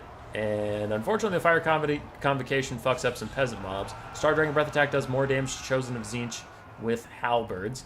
And these Chosen of Tzeentch are trying to fight Royal Hippogriff Knights. They have a Regrowth helping them out, but I imagine they've also taken breath attacks. And so far, Bretonnia and the High Elves really feel in control of this game. As the Demons of Chaos continue to play back, I'm very concerned about that. Ooh, this could be huge, though. Damsel of Life gets way overextended. Gaze of Fate on her, mostly for the net. No one cares about the melee attack on her, but she's going to get chunked out so quickly. And that could be brutal, losing one of your 2 life casters. Because Teclis, I mean, he has a ton of Winds of Magic. He has regrowth and stuff, but, like, you're losing half of your complete Winds of Magic if you lose one of your team's casters. The 4 skirmish cav of Tzeentch still trying to get involved, but with all of these archers firing back, archers do counter skirmish cav, and the Star Dragon has already killed off a Chosen of Tzeentch on the far flank. So it still feels like High Elves and Bretonnia are feeling comfortable. Now the Damsel is routing, a Regrowth is trying to heal her up. I don't know if Tzeentch can pursue her, though. There's 2 Star Dragons puppy guarding this right now. And we get 1 breath attack into the Chosen of Tzeentch. Oh, huge damage! They're about to rout! Kairos is into the backfield. Now Khorne's Bloody Fist and the Marquis of Masochism are getting involved. Now they dive in, but there's Star Dragons and Archers ready to intercept them. And Archers are one of the original counters to Demons, man. And as they continue to fire in, this Marquis is having a terrible time. What can they do? Teclis is running away from Khorne's Bloody Fist, with Star Dragon trying to intercept him. Melkoth's Mystifying Miasma slowing Teclis down, allowing Khorne's Bloody Fist to catch up to him, but there's still a ton of archer support. Lewin is even helping the Star Dragon versus the Marquis of Masochism.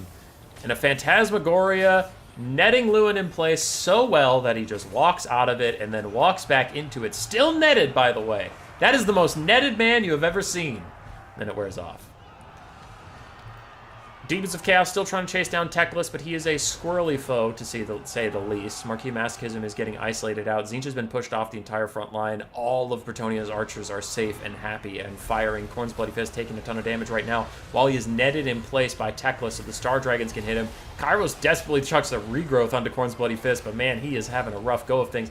But Be'lakor is fighting Teclis, and if there's a Gaze of Fate from Kairos, this could be a disaster. Potion of Troy, giving him 40% damage resistance. A regrowth also healing him up, and Lewin is here to try and help him, but there is no Warp Gaze yet. He's just naturally taking this damage. I'm so concerned about Teclis. He now starts to run away. No Gaze of Fate for him just yet, and a bunch of Skirmish Cav hitting him.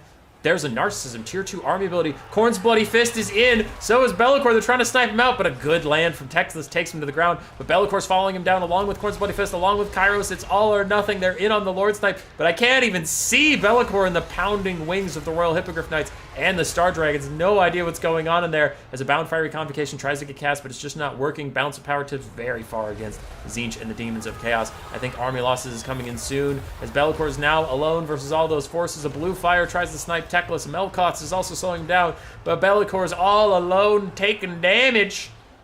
And army losses is coming in hot.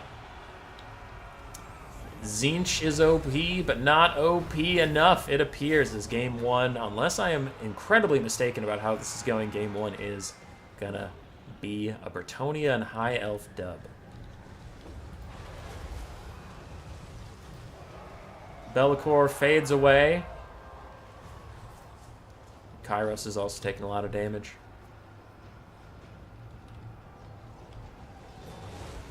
And that is GG. GG.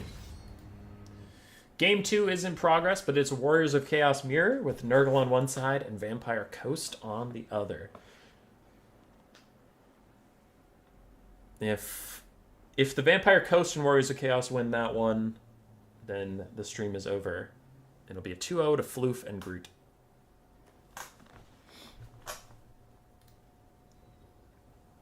Those archers were just free firing the whole time, though. That was spooky. All of them paid for themselves. Some got double their value. That's fucking brutal. GG.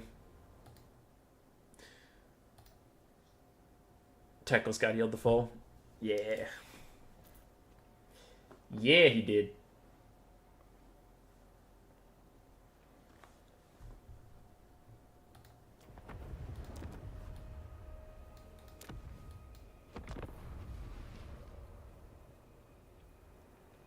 I don't see their lobby, so it looks like they are in game 2. Hopefully the lag was not too bad for them.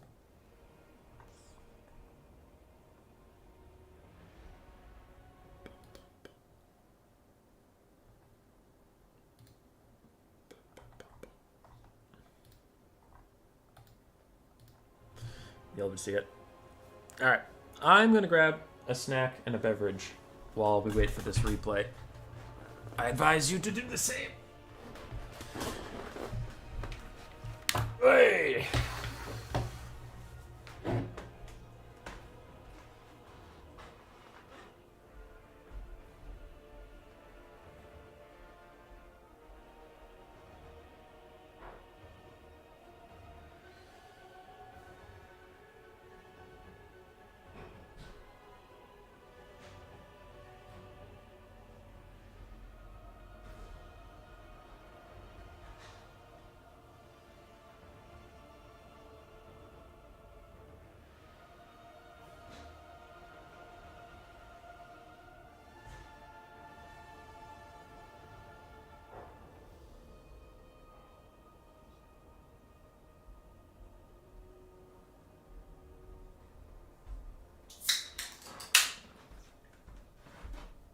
Alright.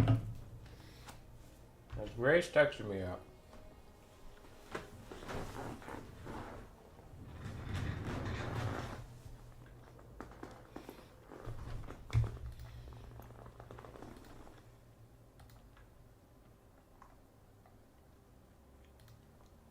Not yet.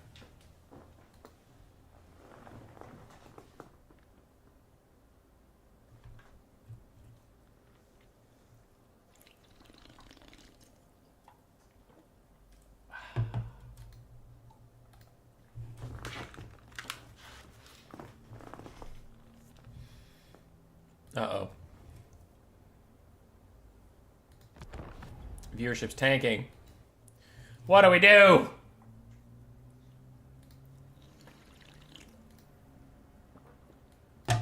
Nothing. Oh, what the fuck? I'm in a 2v2?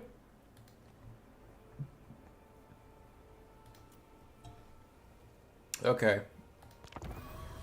I'll be in a 2v2. I'm gonna try my best, though. I'm not gonna let my boy I Am Senpai down.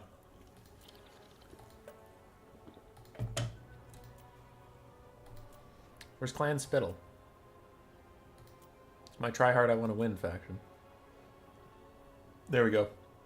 Dwarves, High Elves on Pillar of Bone. Can do. Howling Warp, Gale, and Warp Lightning is fine. Screaming Bell is fine.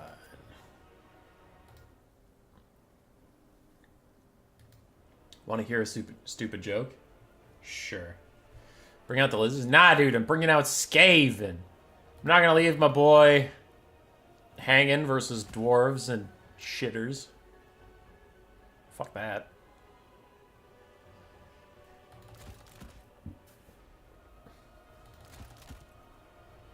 We're gonna slap these punks. Absolute demolition against nerds, the likes of which the world has never seen.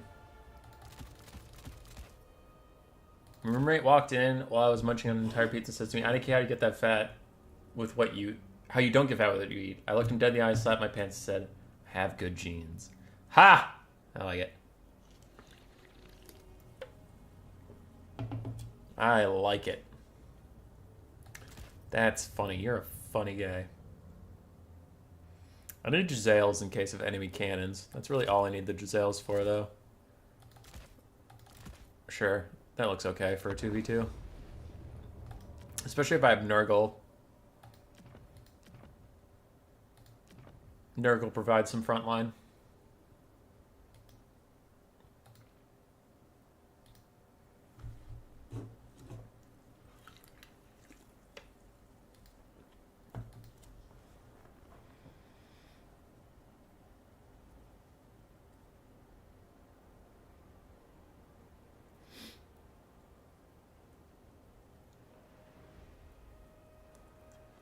This is an incredible army with no downsides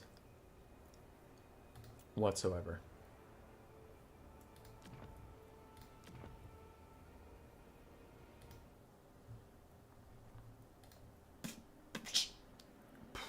Of course, the dwarves are the slowest ones to ready up. I'm not ready for the lag, man. I'm not ready. This is gonna be so fucking laggy. And then I'm going to abandon I Am Senpai. He's going to be mad at me. Though I don't know how the High Elves and the Dwarves are going to be able to work together, because one of them's going to want to corner camp us, and the other one's going to want to draw kite. So, it's just, there's so much anti-synergy.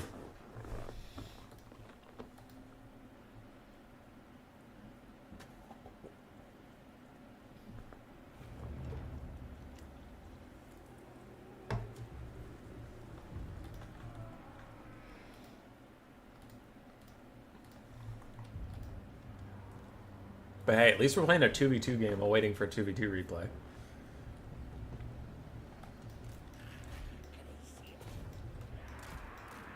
Okay, lag's not too bad so far.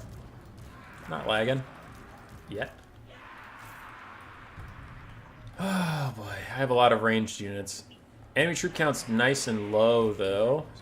So if we can kill some elite units, that would be good. I'll put a Giselle over here in case of Dowie artillery I need to kill off. And then we'll have globes on the flanks to deal with elven cavalry mostly. Wolf rats and rat ogres to run around my back line and help defend me, but also in case I need them to go after elven archers or something. Gracie here goes here. You stay back.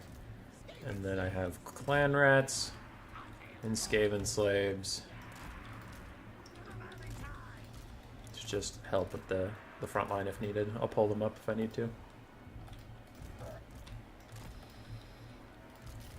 Good enough.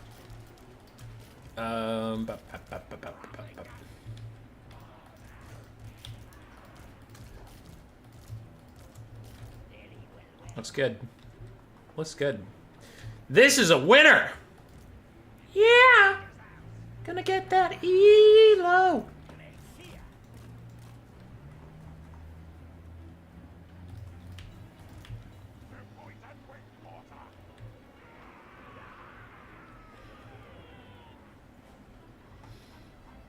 What are my odds on winning? 60-40? 80-20? 90-10? 100-0. I will win. It is decreed. I hope this guy recognizes that he needs to move up. Because I deployed myself to be in range of the dwarves right away with my avalanche mortars in case he has a bunch of cannons, but I am going to need these Marauders of Nurgle to move up and give me space that the high elves and the dwarves can't just walk in range of my avalanche mortars with their quarrelers and shoot me. So we'll see if he's privy to that. Giselles. Take out the bolt throwers, then take out the grudge throwers. I'm more worried about the bolt throwers killing my crews.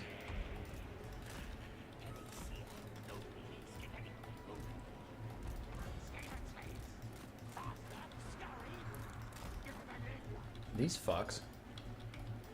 Okay, wait. 7? Wait, no, 7, 8. Alright, Rattling Gun's taking a lot of damage. They're not loving it.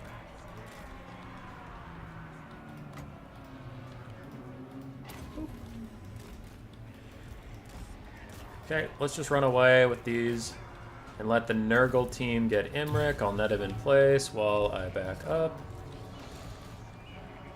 The bolt thrower is routing. We've taken a lot of damage for it, and Lothern Seaguard did get in range of my guys, which is one of the things I was worried about. So Nurgle is not moving up. We did get Imric, and now he has Silverhelms desperately suiciding in to try and save him. It's not going to work. Taking so much damage on these guys, though.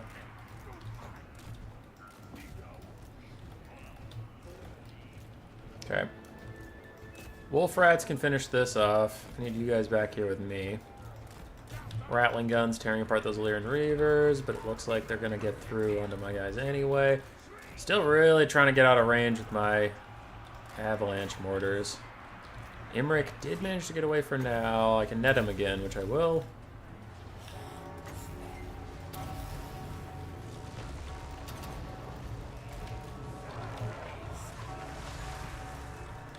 Okay.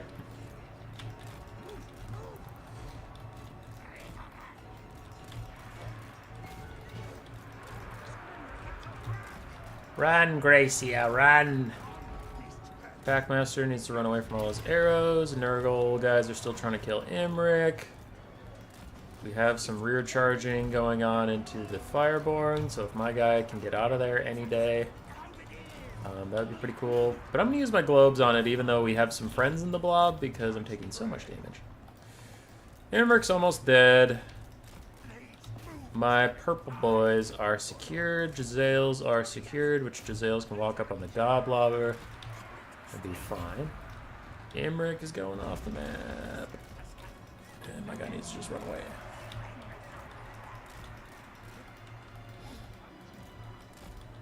Oh my god. Nurgle guy, move up! Bro! Give me some goddamn space! Alright, Giselles, turn your guard mode off, because I know sometimes if you kill Goblobbers, you like route them at first and you don't do the rest.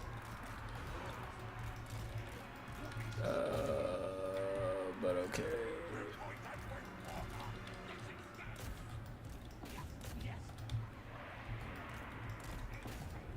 I mean, yeah, we're chilling at this point. Oh, I have a rattling gun back here. Okay, hello.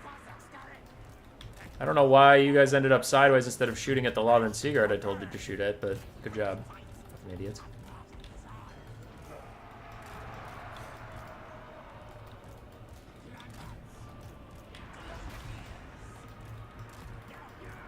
What is wrong with you? Why do you keep reforming lines? Just shoot at what I tell you to fucking shoot at! You! How are the Goblobbers not dead yet?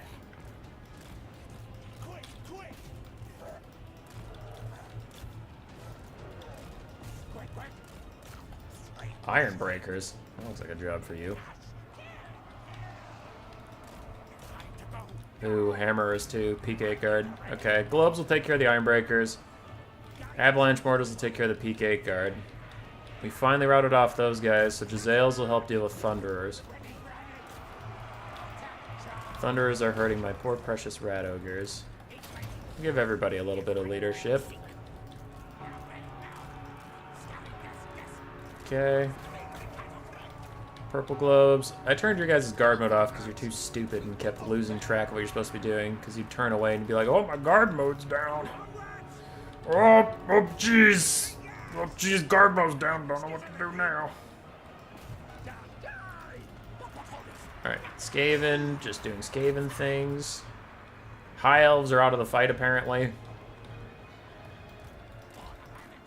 And that's GG.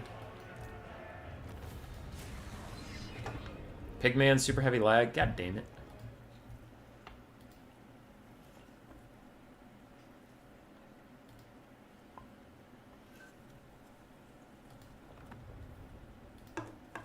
Is this the final game of finals?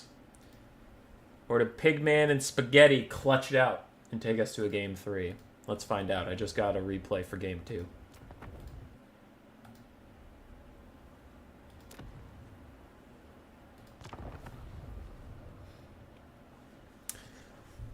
Okay. Not what I expected. not what I expected. If I'm being honest. Did not expect to pull this open and see double Dragon Ogre Shaggoth and Queen Bess.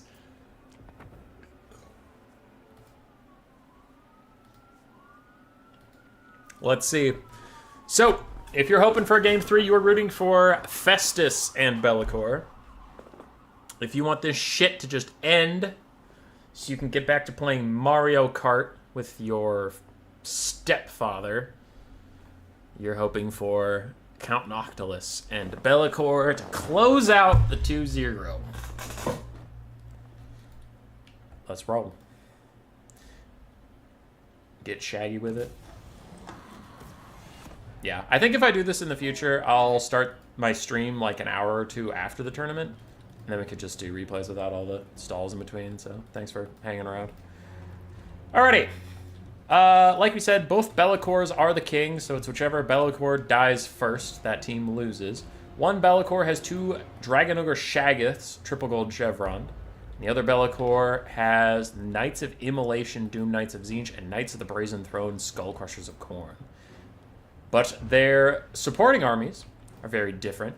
For the Vampire Coast, we have Queen Bess, a bunch of animated Hulks, some zombie pirate deckhand mobs with pole arms, and then a bunch of handguns and pistols, the Lamper's Revenge, and Count Noctilus.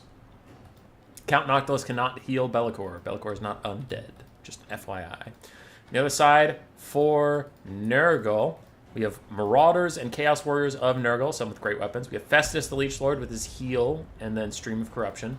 A bunch of Plague Toads of Nurgle, Chaos Knights of Nurgle, and Marauder Horsemen of Nurgle with throwing axes. A lot of Plague Toads of Nurgle, actually.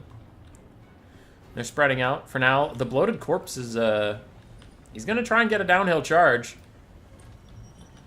There's no one to stop him. He's locked on. No, he's backing off. Why are you backing off? Just get in there. Just get in there! I think he's scared of Be'lakor. Get in there! Get it! Fucking go! Fucking go! Get him! Get him! Get him! Go! Go! Go! Go! Go! Go! Go! Go! This is all I care about! This is all I care about! Get in there! Get in there, you fucking pussy! Kill him! Yeah! Bloated Corpse, baby! G fucking G! It's over! It's over! Tournament win to the green team because they used Bloated Corpse. Oh my god! Oh my god! Ah, the crowd goes wild. Holy shit!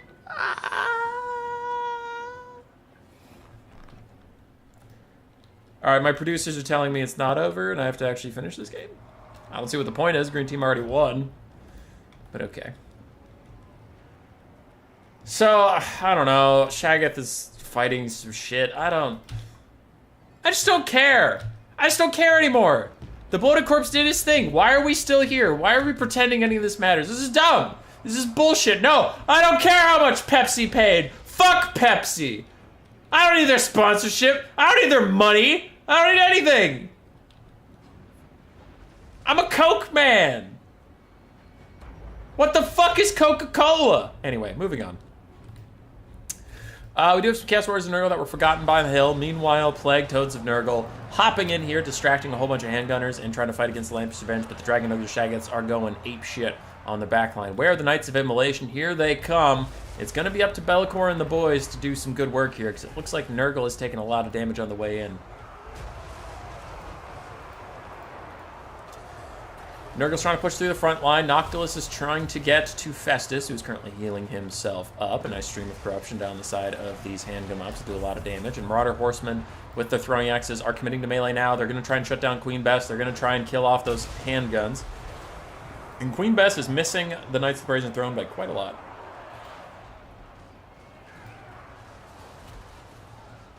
Human Boy is a Coke fiend? For legal reasons, I can neither confirm nor deny that Pepsi and Coke have been fighting for my sponsorship. And that's definitely what you're referring to, and that's all I'm going to answer today. No questions, please. Cameras off. Anyway, what are we doing? Handguns killing off Marauder Horsemen of Nurgle, who were not able to shut down Queen Bess. Meanwhile, the Knights of the Brazen Throne, Skullcrusher Regiment of Renown, for some reason gets bonus versus infantry instead of bonus versus large like their regular Skullcrushers would, but okay. Don't know why you can't just give them both.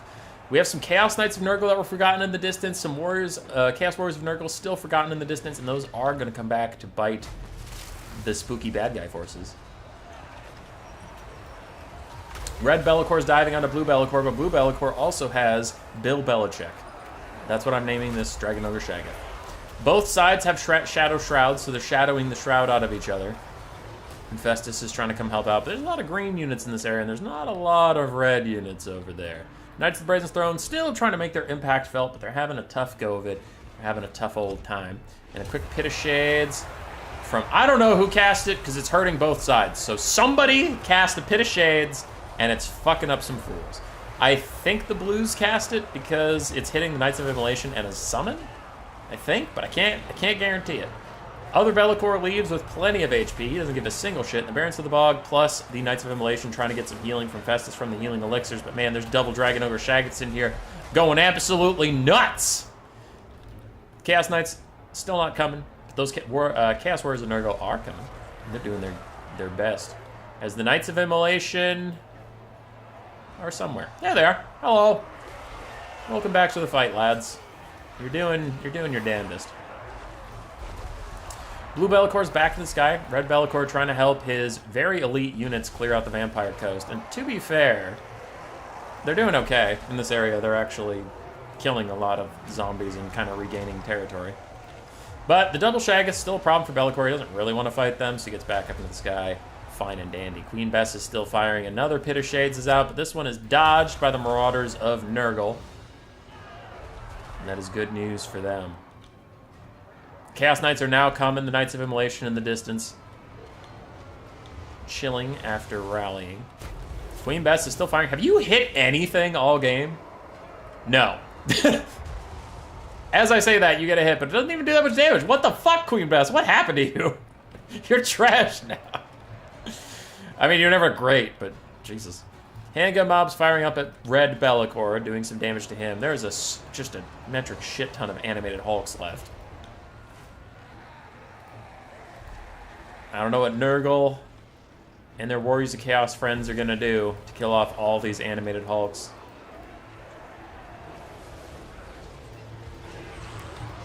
Chaos Knights of Nurgle trying to charge in, but there's animated Hulks just in their way, stopping the charge and breaking them down. A Melkos Mystifying Miasma from Count Noctilus is going to slow them down even further.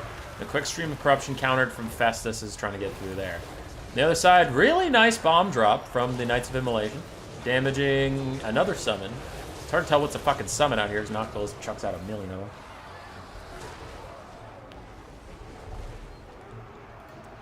I think army losses might decide this. Like, it's very possible, but I also just think that red team doesn't have enough anti-large to kill all of these animated Hulks and the Crabs and the Dragon Ogre Shaggoths and then Be'lakor. Like, they need a lot of stopping power, and they don't have it. Festus is sitting around, like, leeching stuff, and their Be'lakor is healthy, but what are they going to do to kill the enemy army? One of these summons is going to fade away soon. Festus is still on healing elixirs and then Fecundity to try and double heal up the Knights of the Brazen Throne, keep them in the game. Still have some throwing axes out and about. And sometimes the green team can be deceptive about how many units they have left because of all their summons and shit. Something is happening here. It's an overcasted Fleshy Abundance, going to heal up the Knights of the Brazen Throne even more, and these Chaos Warriors of Nurgle even more, and Be'lakor, though he doesn't really need it. But that's doing okay. I mean, Queen Bess is out of ammo, so she's essentially useless. There's a lot of crumbling going on the undead side, and actually, Nurgle is getting some teeth back into this game. But oof, the concerning thing is happening. The Lamps of Revenge have arrived, the Double Dragon Ogre Shaggoths are here, and Noctilus. So, the last good forces are all here now, they're all on the same page, and they're here to fuck up Be'lakor and Festus's day. Throwing axes in the distance, still trying to help out a little bit. Knights of the Brazen Throne got in a fight with somebody, but Blue Be'lakor did peel them off. Festus has switched to his damage elixir versus Lamper's Revenge, and these animated Hulks will do good damage. Meanwhile, Be'lakor is holding his own versus the double Shaggoths, but there comes his heal cap, and that is a big concerning problem. And just as I said he was doing well, he all of a sudden starts getting his shit kicked in. I'm guessing Shadow Shroud wore off. There comes so much damage. Demonic instability is coming for him as other Be'lakor dives in. We get a quick Pit of Shades and a Pit of Shades and a Stream of Corruption to kill off all these guys, but Be'lakor's currently demonic instability is crumbling, which will just whittle him into nothingness. And it was a tenacious game from the Warriors of Chaos and Nurgle. They took what looked like a complete stomp into actually pretty decently close at the end. It was not enough. The Double Dragon Ogre Shaggoths were too spooky. But yeah, what I mean by close, if you're like, well, there's 2 Shaggoths left. I'm talking about the armies in general. All that shit is non-consequential. These Marauder Horsemen throwing X's, 1 charge can take them out. That's a summon. So for the Vampire Coast, you really had a single animated Hulk, an almost dead Lamper's Revenge, an almost dead animated Hulk, and Noctilus. And then you had your double Shaggoths Be'lakor. Well, for the red team, you had a full health Festus, Knights of the Brazen Throne that are about to die to a Pit of Shades, and some Scatterdash Skirmish Cav. So, pretty close.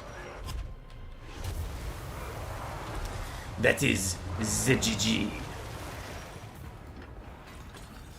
Sir Groot and Golden Floof will be our winners for today. Pigman 202 and Spaghetti putting on an admirable performance to get to finals. And Spaghetti, this is his second tournament I've seen him in. The first one I saw him in was literally yesterday. So that's a glow up right there.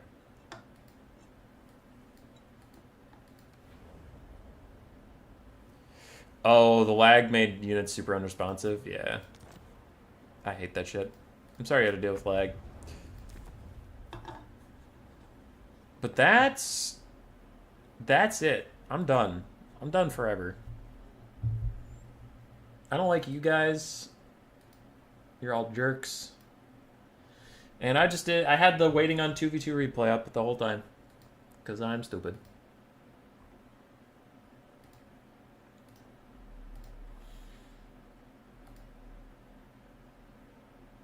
Boop, boop.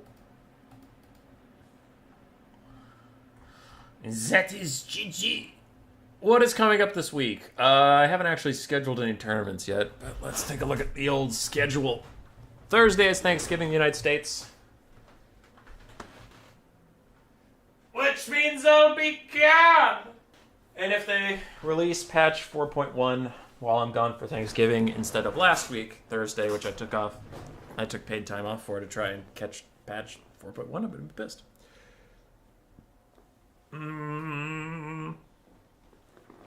Friday, Grace wants to go get the tree. What the fuck is on Saturday? Oh, it's my mother's birthday. Okay. Oh, I don't know. The awkward part about waiting for patch 4.1 is I don't want to host stuff early in the week because you don't want to have like a big tournament the day before patch. You want to do it after the patch. But then that puts everything at like Thursday area. I don't know. I'll think on it. I'm just sad. just sad all the time. I spend most of my days crying, and the days that I don't spend crying, I spend bawling. So, and not bawling like cool people, basketball and stuff, like crying harder than usual. It's just sad. It's just sad. Everything. Where is Badge 4.1? Please. Please. Nerf Soul Stealer. That's all I want. Leave everything else as it is. Just nerf Soul Stealer. Fuck Soul Stealer. Regrowth is fine. Everything's fine. Zeech is fine. Mutal Vortex Beast is fine. Mother of Steak is fine. Just not Soul Stealer. Just not Soul Stealer. No, I just don't know how to sign off. So, that's what you get. Goodbye.